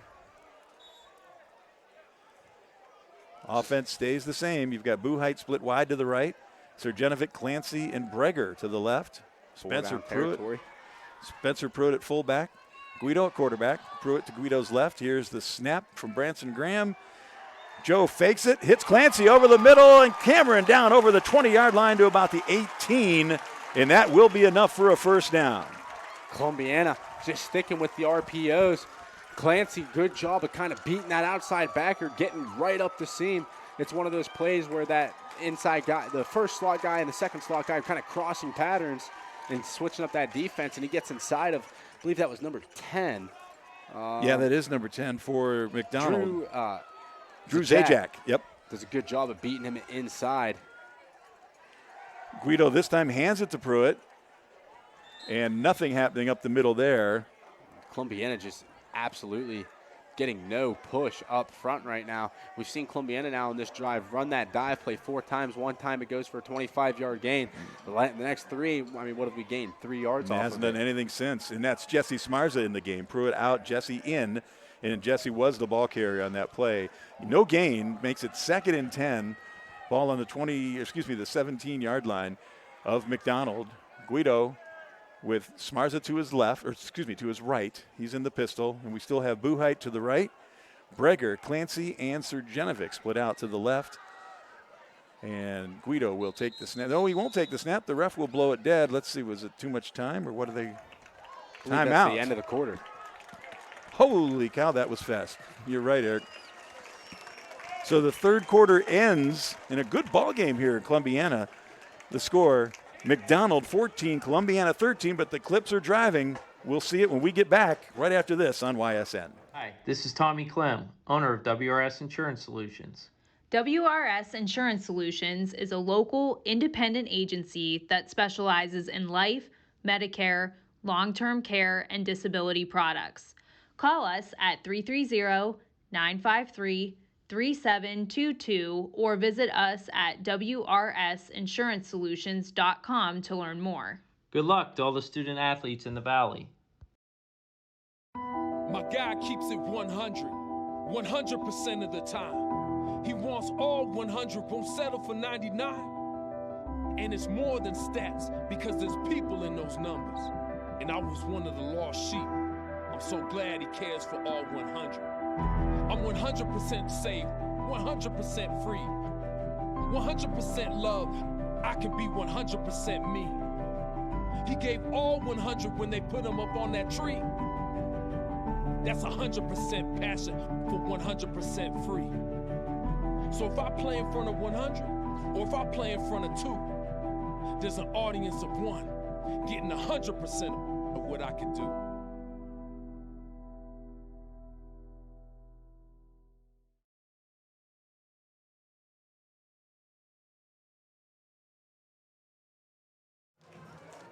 Hey, welcome back to Columbiana. Joe Eusebio, Eric Hoffenstein bringing you the action tonight as the Clippers and the Blue Devils are battling it out. It's 14-13 McDonald as the Clips now 2nd and 10 from their 18-yard line, let's call it. Guido hands it to Hartley, back in the ballgame at fullback, and Kean up the middle for about 2, brought down at the 15-yard line. And that is big Kyle Crown, 5'11", 265 senior for the Blue Devils, bringing him down. I'm not really sure what Columbiana keeps seeing with that dive play. They keep running it, and it's not really getting them anywhere. But it seems like they set up the RPOs off of it. And I'd look for that right now, maybe on 3rd and about 7. Make that fake, and Guido come up throwing. You've got Buhite wide to the left, and the trips on the right now.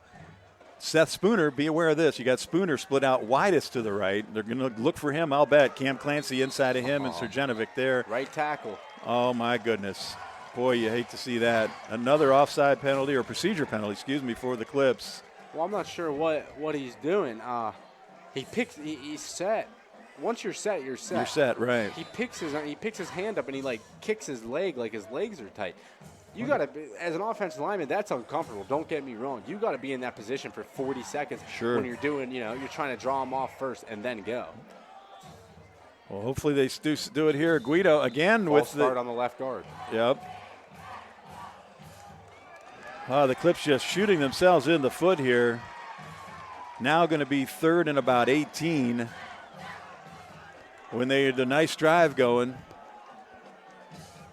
2 straight procedure penalties, on the one on the right side of the Clipper offensive line, this one on the left.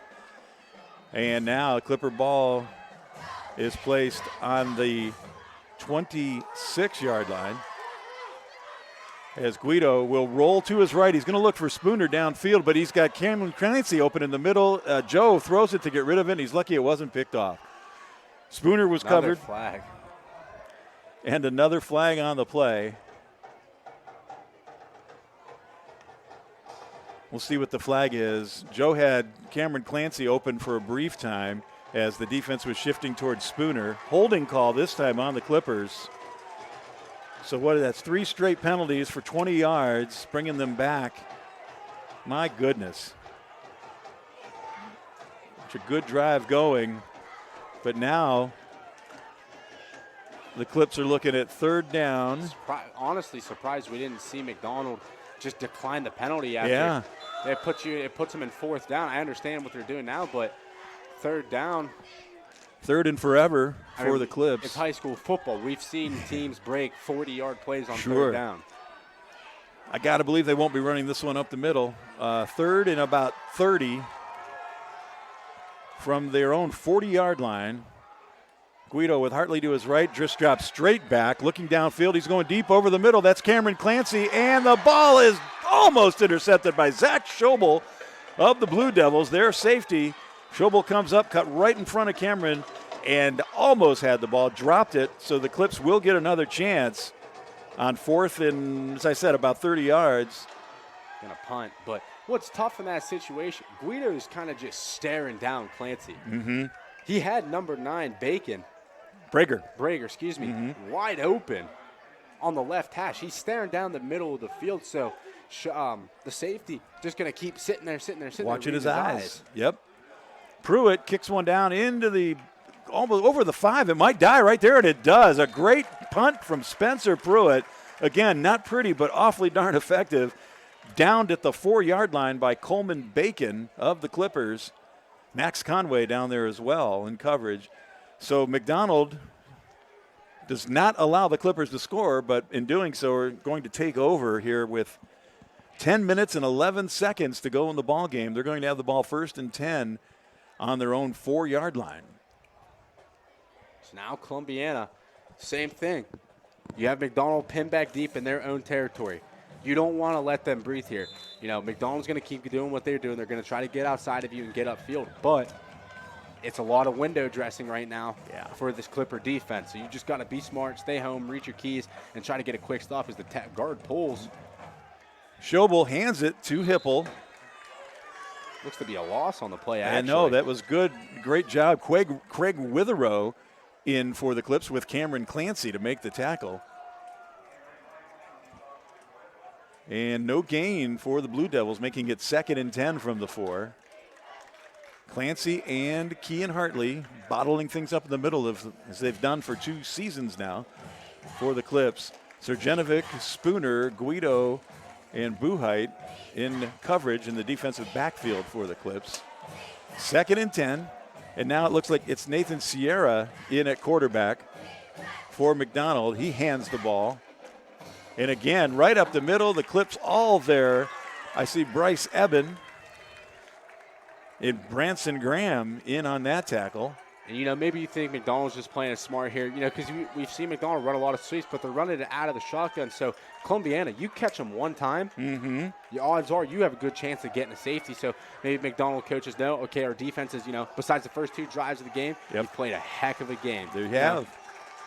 So, maybe just punt the ball, give Columbiana that chance, but Columbiana have been moving the ball on offense too. And if Columbiana scores, you're going for 2 because you're only up 6. If you make the PAT, you go for 2 because what's the difference between a 5-point game and a 7-point game? Correct. It's not. It's just a touchdown.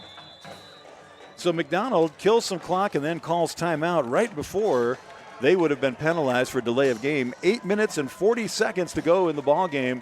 We've got a timeout here. It's 14-13, McDonald over Columbiana. We'll be back with more action here on YSN. Jimmy Sudman here, director of Isle, Purple Cat, and Golden String. We are happy to support YSN and 2 of my favorite people, Scotty Mincher and Super Dave O'Malley. We are an agency that provides services for adults with disabilities. We infuse humor, passion, and joy into their lives. If you know of any folks with disabilities that need our assistance, please contact us.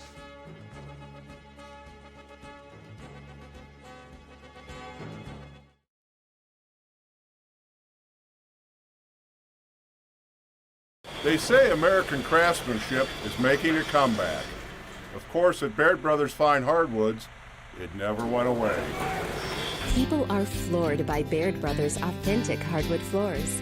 They stare at our stairs and adore our door. And we're back in Columbiana here on YSN. Great ball game, 14-13. The Blue Devils over the Clippers currently. Blue Devils at 3rd down, 9 to go on the 5-yard line, their own 5-yard line. See that tight formation there. Yep. Zach Schobel back at quarterback, and he's just going to roll right with it. He gets outside, cuts it up inside, but finally brought down hard. Actually never does hit the ground. And that's a win for that Columbiana defense. Sure is. Kean Hartley leading the way for the Clips on that play. He was not going to have Schobel breaking that one free. Schobel does get about 3 yards. It's going to be 4th and 5. And Columbiana, I'm not putting my punt team out on the field. I'm putting my starting defense out on the field. And I'm just going to let you punt the ball because what are the odds in high school? Most punters are kicking at 60 yards. It ain't going to happen. No. You're going to see your average 35, 40-yard punt. So where's that put you? Right around the 50. You know, you see how they kind of everyone pressed up there. I'd kind of back off a little bit. You know, just make sure the punt goes off. Yeah. Well, let's see what happens here. Sergenovic back deep with Spencer Pruitt. Ball goes to Pruitt. He bobbles it, but he's able to hold on. He gets over the 40 down to the 35, over the 30 to the 27, 28-yard line of McDonald. So really only about an 18-yard punt after the return. So Columbiana now with, what do we have, I believe, like 8 minutes, right under 8 minutes to go, has a chance to kind of retake this game, you know. Take a few minutes and get that ball in the end zone. Although I think at this point, if they could get it in on the first play, they aren't going to turn it down. But obviously needing to score here, down by 1. 7:46 is the time to go in the ball game. Guido brings him out. Kean Hartley is to his right in the fullback slot. Caleb Buhite split out wide to the right. You got Sergenovic, Clancy, and Breger to the left. Guido hands the ball to Hartley over left tackle. Not a whole lot happening for Kean there. Maybe a yard, maybe 2. And hats off to that McDonald front 4. They've done a great job ever since the second quarter, really controlling this game. Columbiana on that first possession of the game, great job of moving the defensive line, pushing them back 3-4 yards. It hasn't happened since then. Exactly.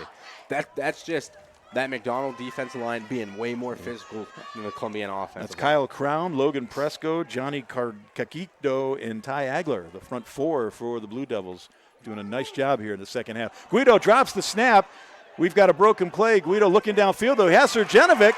Liam makes a cut at the 10, gets the ball inside down to the 5, maybe the 4-yard line. You're going to have an illegal man downfield. Yeah, you worry about that when that happens. Good call, Eric. I believe it's going to be the left tackle because I believe it was exactly there it is. Yeah. It looked like they were running an RPO play. Yeah. So you can't be mad at your offense lineman when you run an RPO. it's going to happen quicker exactly, than that, right? Because they're calling a run block because they want those linebackers to step down. Because it's supposed to be basically 1-2 gone, balls out of Guido's hand. I believe it's a loss of down too. I think you're on the man downfield. I believe you're right. Let's see. It's going to be 2nd and 15 now. The ball is on the McDonald 32-yard line. We've got 6:55 to go in the game. As I said, 2nd and about 14 for the Clips. Hartley is to Guido's left in the Clipper backfield. Craig Withrow in motion for the Clips. Usually that means a run, but let's see. Fake to Hartley this time. Guido rolling to his right. He's got room to move, but he does throw the ball to Sergenovic, who makes a great cut and is knocked out of bounds at the 1-yard line. And there's a flag on the play. Another illegal man downfield. Holy cow. Unbelievable. Another big play from Joe Guido. Guido rolling to his right. Took a little longer than he normally would to get rid of it. Fake on the defensive back, and I'm pretty sure that was Nolan Agler, number 15, that he faked out. And then Sergenovic wide open. As a quarterback, though, you have got to know. If you have an RPO called and that play has taken more than a couple of seconds, you've got to just put your head down and run. He had space. He had one guy in front of him. You just had to make a move on and maybe try to get past. Yeah, I was surprised he ran it. Exactly. I've been surprised, or he threw it. I've been surprised a couple times. But so now another loss of down. It's 3rd and 15. They might have declined that penalty, actually. No, they couldn't have. They would have had to have had it in place. So it's 3rd down, about 15 from the – where's the ball? The ball is back on the 34-yard line. I'm not sure. Coach Spates out there giving the official a handful. handful. I don't know if this is marked correctly. Let's see. They're trying to figure it out. I don't believe that's correct. And you have to assume Coach Spate is hot right now because think of it. You had three penalties on the last drive. Yep. You have 2 penalties on this drive. So there's 5 penalties called on your team, and I bet Coach Spates almost back to back to back. Oh, yeah. It could be 3 straight. Take a break, take a play off, and then you got 2 straight. So it's 2nd down. There's still Okay. The So chain gang had it second. wrong. Okay. So it's 2nd down. About 14 to go. The ball is on the Clipper 33-yard line. Guido's back there all by himself. Breger out wide to the left. Trips to the right. That's Buhite, Clancy, and Sergenovic.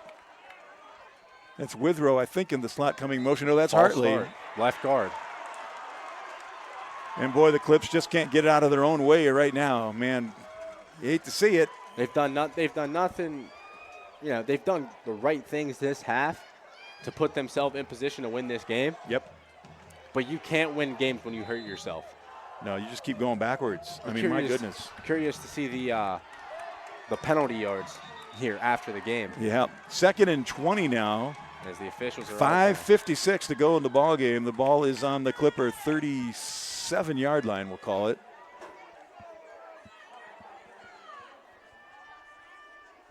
And again, the referee's in discussion. And out of position. Presco leaves the game for McDonald. And Guido all by himself in the Clipper backfield. Hartley does not go in motion. Hartley goes out for the pass. Guido looks downfield. He's got Hartley open across the middle. Clancy also there. Guido all the time in the world. Throws the ball, and Buhite came in on it. Perhaps he should have stayed back a little bit, or was that Breger? No, that's Buhite.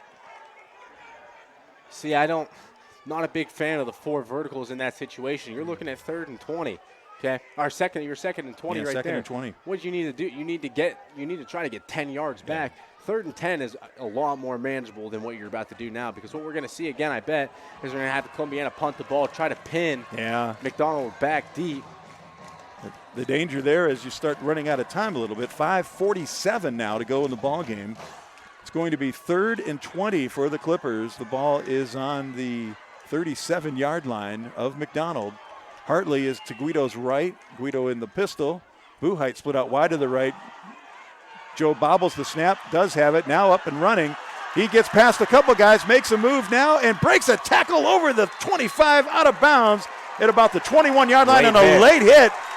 Late hit, that is Danny Gray, the leading tackler for the Blue Devils. And my goodness, Guido was 5 yards out of bounds, and Gray tries to make a tackle. I'm not sure what he was thinking there, but that's a break for the Clips after getting about 7 penalties of their last 8 plays. And that, even before that late hit, Columbiana, you set yourself up for a manageable 4th down because in that situation, you're going for it. You have to. You have your top 3 plays that you like in the 4th and 5. So big break for the Clips after not having so many breaks for most of we'll be kidding, for the last 2 drives. So now the Clippers will have the ball 1st and 10, 5:32 to go in the ball game. The ball is placed at the 13-yard line of the Blue Devils. Guido all by himself in the backfield. Hartley comes in motion left to right. Ball goes again over Joe Guido's head. Guido trying to get out, and my goodness, the Clips again self-destruct. Branson Graham, the center, popped that one over Joe Guido's head. Looks like it it was a little high. It was up by Guido's eyes a little bit, and he jumped. And when he jumped, it just kind of came up and got him off the top of the helmet. So tough break again. That makes it 2nd and about forever. Looks 25. like about 25, yeah. 1st down is on about the 3-yard line. The Clips will snap this one from the 26 of the Blue Devils. Again, Joey Guido all by himself in the Clipper backfield. Hartley comes left to right in motion again. Here's the snap to Guido. He's dropped back. He moves to his left, still looking downfield, though, and he just floats one down over the middle to Sergenovic in the end zone, but it's incomplete. Breger was back there, too. Would like to see Guido use his legs more. Yeah. I understand that you're trying to make a big play and get your team on the board, but you're 2nd and 25. Okay, and you're throwing an end zone shot that your receiver's all twisted around and everything. Listen, put your head down. Get around the outside. You've got the defensive end beat. You have a backer coming from the inside. As big as an athlete as you are, chances are of you kind of putting it in 6th gear and going and getting past them and giving that 15 yards, give yourself a manageable 3rd and 10. Because you can still get a 1st down inside the 5 Yes, here. you can. 3-yard line. But now we're looking at 3rd and 3rd and 24 from the 26-yard line. Guido takes the snap. Hartley stays in to block. Guido moving to his right. He's got some room. He throws it over the middle, and it's tipped. Oh, my goodness. Cameron Clancy wide open on about the 3-yard line. And the ball was tipped by the safety, Zach Schobel. Another flag down, as Eric mentioned. And let's see what we're dealing with now. Again, on the Clips.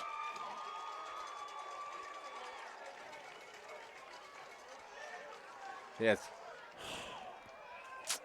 Don't know what the official signaled, but obviously declined the penalty. If I'm Columbiana, I'm thinking about punting and pinning them back deep. Yeah, there's 4 minutes, 28 seconds to go in the ball game. 4:28, and the Clips are going to follow your advice. I mean, Eric, you pin them. Oh, they're going to try a field goal. Oh my goodness. Okay, this is aggressive. This would be a 43-yard field goal attempt for sophomore Aiden Radcliffe. Out of the hole to Coleman Bacon. There's the snap. There's the kick. It's blocked. And it cannot be advanced. The whistle has blown. McDonald's just posing here because it's over. The whistle's blown, and now they're going to get called maybe for a delay of game penalty. The referee threw the flag. McDonald's sideline going down, but I clearly heard a whistle. Yeah, because once a kick is blocked in high school, the play's dead. You can't advance. Yeah, this isn't the NFL. McDonald's coach, throw another flag on him. He's out there on the 30-yard line. He's not allowed to do that. I don't care how angry you are. You can't be out there. They're going to let that one slide, it looks like.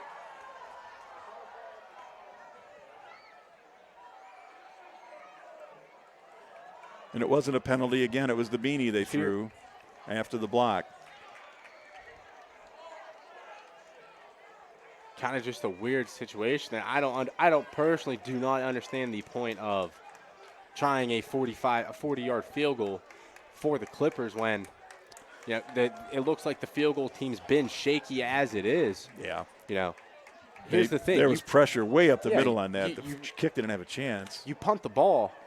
okay, what's the worst that happens? Goes in the end zone. Goes in the end zone, and they have the ball to 20 coming out? Yep. I mean. That one hurts. So now McDonald will take over.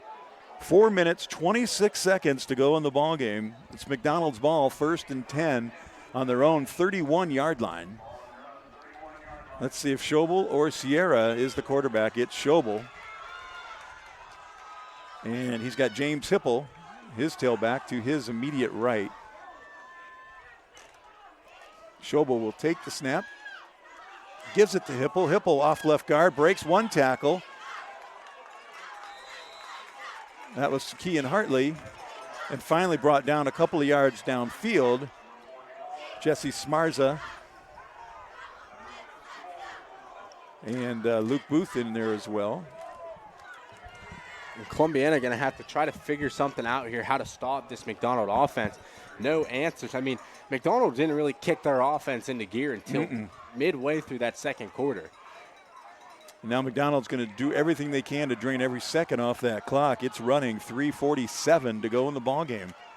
McDonald up by 1, 2nd and 5 from the Clipper 41-yard line.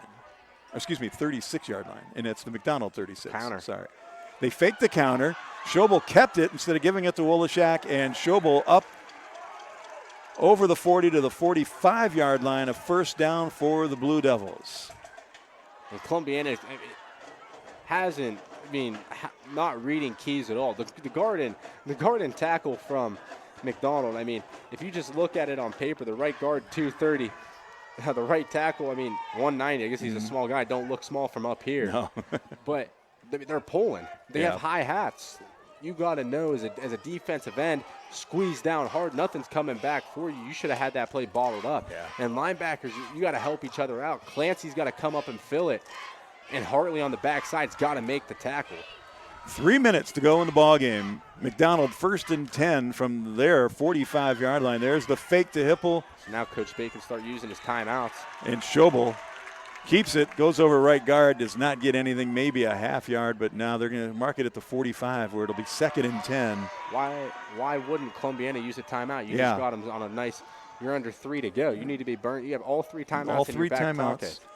And this ball won't get snapped till about 2:15, 2:10 to go in the ball game. Right now, 2:28 and counting. I don't understand that one for sure. Yeah. I think they're hoping to get the ball back and use them there, but timeouts don't help you. You got to be able to. You got to go fast. Let's see what happens here. They'll have to use one after this play. 2nd and 10. Schobel, the fumble. He is hit hard. Oh my God! The Clips got a break. Oh wow! Columbiana. Who's got the ball? Jesse Smarza with the fumble recovery and the big hit on Zach Schobel. And the Clips. We're up here talking about how Columbiana needs to call timeouts. Yeah. Now it's a little different. Now they're in good shape, right? Not a bad snap. It hit Schobel right in the chest. Yeah, they did. He just fumbled it. 2 minutes and 9 seconds to go. Clips down by 1. It's 14-13 here in Columbiana. 2:09 to go in the ball game, and the Clips get a huge break. As Zach Schobel is pounded by Jesse Smarza, fumbles the ball. I know Kean Hartley was in there as well. Might have been Hartley that hit him, and Smarza recovered it. Again, hard to tell because it was just a big wall of red. I think Smarza got him good. He came off the edge. And just came down with the ball? He came out hot. So Guido sends Hartley in motion left to right. He stops there behind the right tackle. Guido looking downfield, and he's going to run the ball here. It's over the 40, down to the 35, and out of bounds at the 33-yard line. Big hit. Smart play there by Guido. Yep. Like that one a lot. Like to see Joe do more of that. Keeping the ball and moving. Drew Zajac making the big hit on Joey Guido. Official timeout now. They're figuring out where they're marking the ball. I don't think Joe even was thinking of passing that time. That was a straight-up quarterback sweep. He didn't get out of bounds, they're saying. Holy cow. Okay, well, you get this ball off quick, guys, because 1:53 to go, clock running. Buhite wide to the right. You've got Sojanovic, Clancy, and Breger to the left. Hartley to Guido's right in the backfield. Guido takes the snap. He hands it to Hartley, and there is about a 1 yard gain. Timeout now. Yeah, you got to call timeout here. A minute 36 to go, and a timeout is called by the Clippers. Basically what Columbiana was doing there was hoping that they got the first down. Yeah. Because then clock stop and you have your chains moving. You can hurry up and get on the ball. Because Columbiana, I mean, every day of practice, offensive day, defensive day, you're going pace. You're working on that 2 minute drill. That's your conditioning for the day. Sure. You know? No, you're right. And they weren't able to get the first, so now it's going to be 3rd and about 4. The ball is on the 34-yard line of McDonald, almost to the 33. Going to need a good solid 3.5, 4 yards for the first down. There's a minute 36 to go in the game. Your best option is putting Guido in an empty backfield. You're allowing Kean Hartley up front to kind of roam there, be that extra guy. You know, you're blocking 6. Right. McDonald's really only bringing 4, sometimes 5. Going to need a big play regardless here. Hartley is now one of the triplets to the right with Clancy and Breger. Maybe a quarterback We've got draw here. Sergenovic and Buhite to the left. Guido all by himself, drops back. He's looking to throw. Over the middle. No! Danny Gray with the interception. He's up over the 35 to the 40 to 42 or 3-yard line. And once again, Guido's eyes get him in trouble. He had, I couldn't see who the wide receiver was on the far side of the screen. But he had him. He ran a little hitch. The corners played 15 yards off the ball. Yep. And all you needed was the first down there. Yeah. I mean, I understand. I mean, Guido, he understands who his, you know. Oh, he knows. He has targets that he likes. He goes to his targets in practice. But you got to know, all game he's done it. He stared down Clancy. Couple plays he's got Clancy going up the hash. Right there again, Zach Gray playing that zone. Cover 6, exactly what McDonald ran there, where the linebacker just sits in the middle of the field. Gray picks it off. Yep, and Joe never saw him. And that's all she wrote for the Clippers. A minute 26 to go in the ball game. Clips down by 1, 14-13. McDonald takes over. 1st and 10. They're on the Clipper 36-yard line. They just have to kill a couple of plays here. Clips do have 2 timeouts left. Schobel rolls to his left, brings it up over left tackle, is brought down. That's Bryce Eben. I mean, if I'm McDonald, in reality, you can knee the ball here. Columbiana can call timeouts all they want. You have 2 left, so it doesn't really help you. You can really, I would just take the knee because of what we just saw happen last possession with the fumble. Quarterback didn't handle the snap well. We haven't seen McDonald go under center one time. So what's the worst that happens if you take knees here? You give Columbiana the ball back with 40 seconds left on their own 5 or something, pinned in their own territory. Almost, almost a play in a safe factor. Yeah, that would be the ultimate in conservatism, but it would, you're giving the Clips the ball back, but you're not taking any chances either on a fumble or a big play. A minute 20 to go in the ball game. Ball still on the 36-yard line of the Clippers. McDonald after the Clipper timeout coming back out. Zach Schobel will be at quarterback. He's got James Hipple in the backfield with him. Wolashak and Aguilar to his left, but they're running the ball. They aren't passing it. I'll guarantee you that. It's going to be Schobel or Hipple with the ball here. And it's going to be Schobel after the fake to Hipple, and he's brought down quickly. Spencer Pruitt's there, along with Cameron Clancy on the tackle. So now another timeout for the Clippers, a minute 14 to go in the ball game, and it's going to be 3rd and 10 from the 36 for McDonald when they next snap the ball. Yeah, McDonald really, you just got to take, what is it, how much time's up we say? 1:14. So 1:14. So what, McDonald's going to punt the ball with about 30 seconds left or so? And if I'm McDonald, roughly. You just play a safe defense, 30 seconds. I mean, you can give up, if they have the ball pinned in their own 5, you can give up 80 yards and you don't care. Because odds are the clock's just obviously going to keep rolling, and Columbiana's just going to be in a bad spot. 14-13, McDonald with the ball and the lead. A minute 14 to go in the ball game. McDonald 3rd and 10 now from the Clipper 36-yard line. Zach Schobel, quarterback, bringing him out. James Hipple will be to his right. Mike Wolashak, who's been effective from the wing, is on the right wing currently, or right slot more accurately. Schobel rolls to his right, cuts back over the middle to his left, and gains positive yardage. I don't know that he got the first down, but he came awfully close. Looks like he's going to be about a yard short. And the tackle that time for the Clips, Seth Spooner, who gets up limping just a little bit, tweaked the leg. McDonald's going to take it down to the last second, call a timeout. Clock is rolling, 45 seconds to go in the ball game. Would be surprised if we see McDonald try to run a play here. Yeah. I certainly don't think they're going, well, they're too close to punt anyway. That would make no sense. They'll just maybe just run a play and give the Clips the ball back with, 10 seconds or 15 seconds and say, okay, here you go, guys. See if you can go 70 on us. Battle clock, stop the clock, 27 seconds to go. Another timeout. Hey, well, let's take another quick break while we can here. 14-13 McDonald will be back with the conclusion of tonight's game here on YSN. You're not waiting to see what the world has in store for you. It's more about what you have in store for the world. All you need is the opportunity. All you need are the resources of a large university and the advantages of a personalized academic setting where you can experience new worlds in the arts and sciences, business, and education and make them your own. We are where you shape your future. We are Youngstown State University, and proud.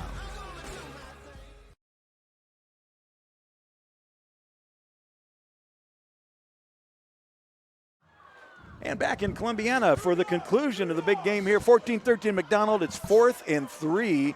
The ball is on the Clipper 28-yard line. 27 seconds to go. Clips coming hard here. You can tell the blitz is coming. And Schobel, for the first time all night, actually the second, he did run a quarterback sneak for the touchdown earlier. Yeah. Second time tonight, up under center.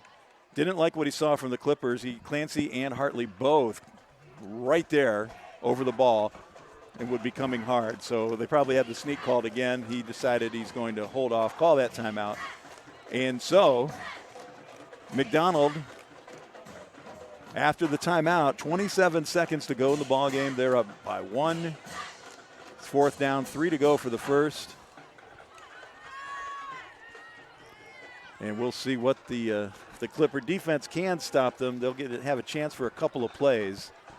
Surprised what we didn't maybe see McDonald do was just take the delay of game penalty, move yourself back 5 yards, and then just try to, a little pooch kick. You see these teams that come out and, back the quarterback up a little bit and just pooch kick it away. Yeah, that's true. All they need, 15, 20 yards, pin them back. They don't need a booter, just a little, like you said, a pooch. Maybe we'll see that. Who knows? 27 seconds remaining. Hipple goes to the right of Schobel. Schobel follows him over the tackle around right end, and he does not get the first down, but he does kill some clock. 22 seconds, so 5 seconds to run that play. The Clips will take over on their own 28 yard line. Nope, 26 it looks like. Go ahead, Eric. Here's the thing now, all right. Obviously we try to keep high hopes here, but 22 seconds, you got to hit a bomb. And if you're not hitting a bomb, you need to throw it. You could throw the ball anywhere in the field right now, but you got to hit something that you're going to go. And if you got to get down as a player, get down. Don't try to push something. Don't try to push the envelope too much and stay in bounds and keep draining clock.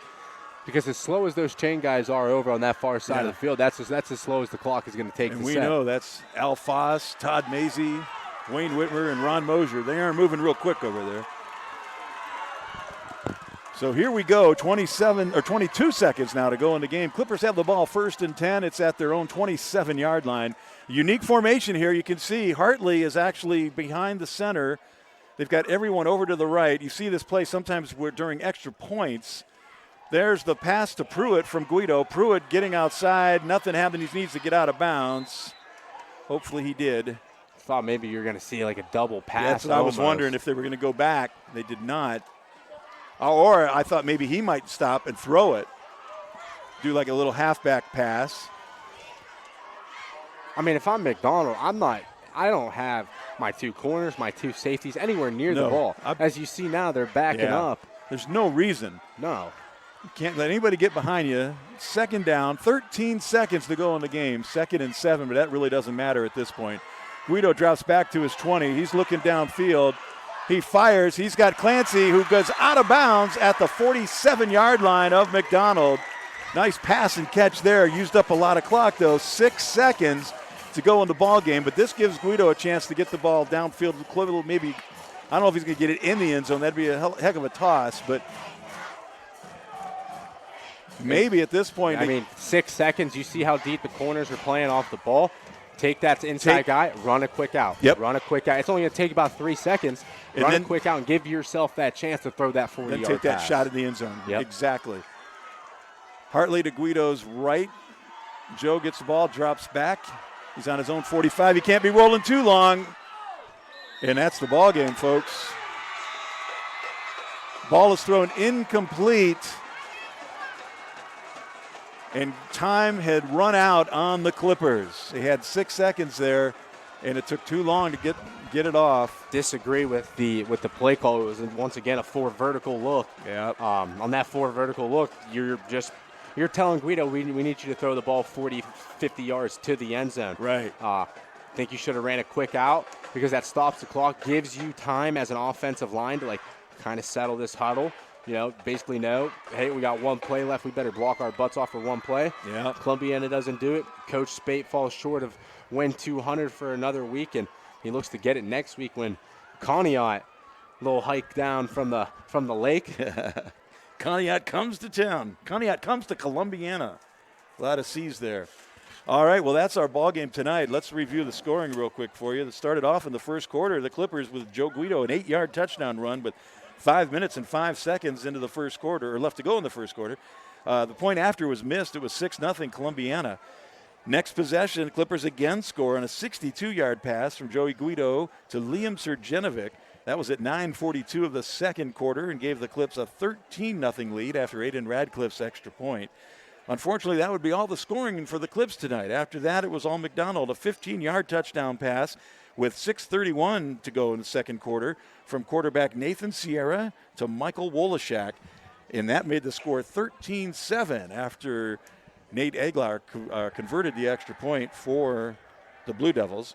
And then in the third quarter, with 4:19, this was again in the second quarter. All the scoring in the first half tonight. At 4:19 of the second quarter, just about 2 minutes later, a 1-yard touchdown run on a quarterback sneak from Zach Schobel. Agler with the point after. That made the score 14-13. That was our halftime score, and that is also our final score tonight.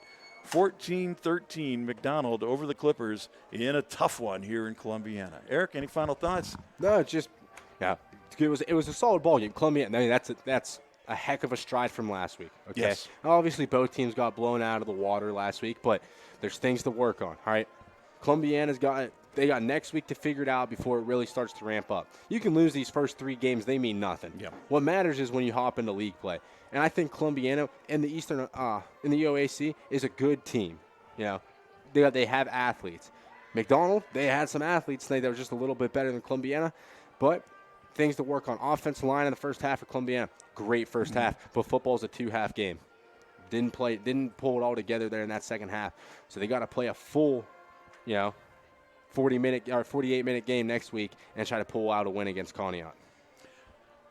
Eric, real treat working with you tonight, man. It was a good night. Yeah, it was a fun night. Wish we had a better result for the Clips, but as we said, be back next week with a game right here in Columbiana against Conneaut, and maybe to get the Clips on the winning track and also get Coach Spate his 200th victory. That'll all be determined next Friday night right here in Columbiana.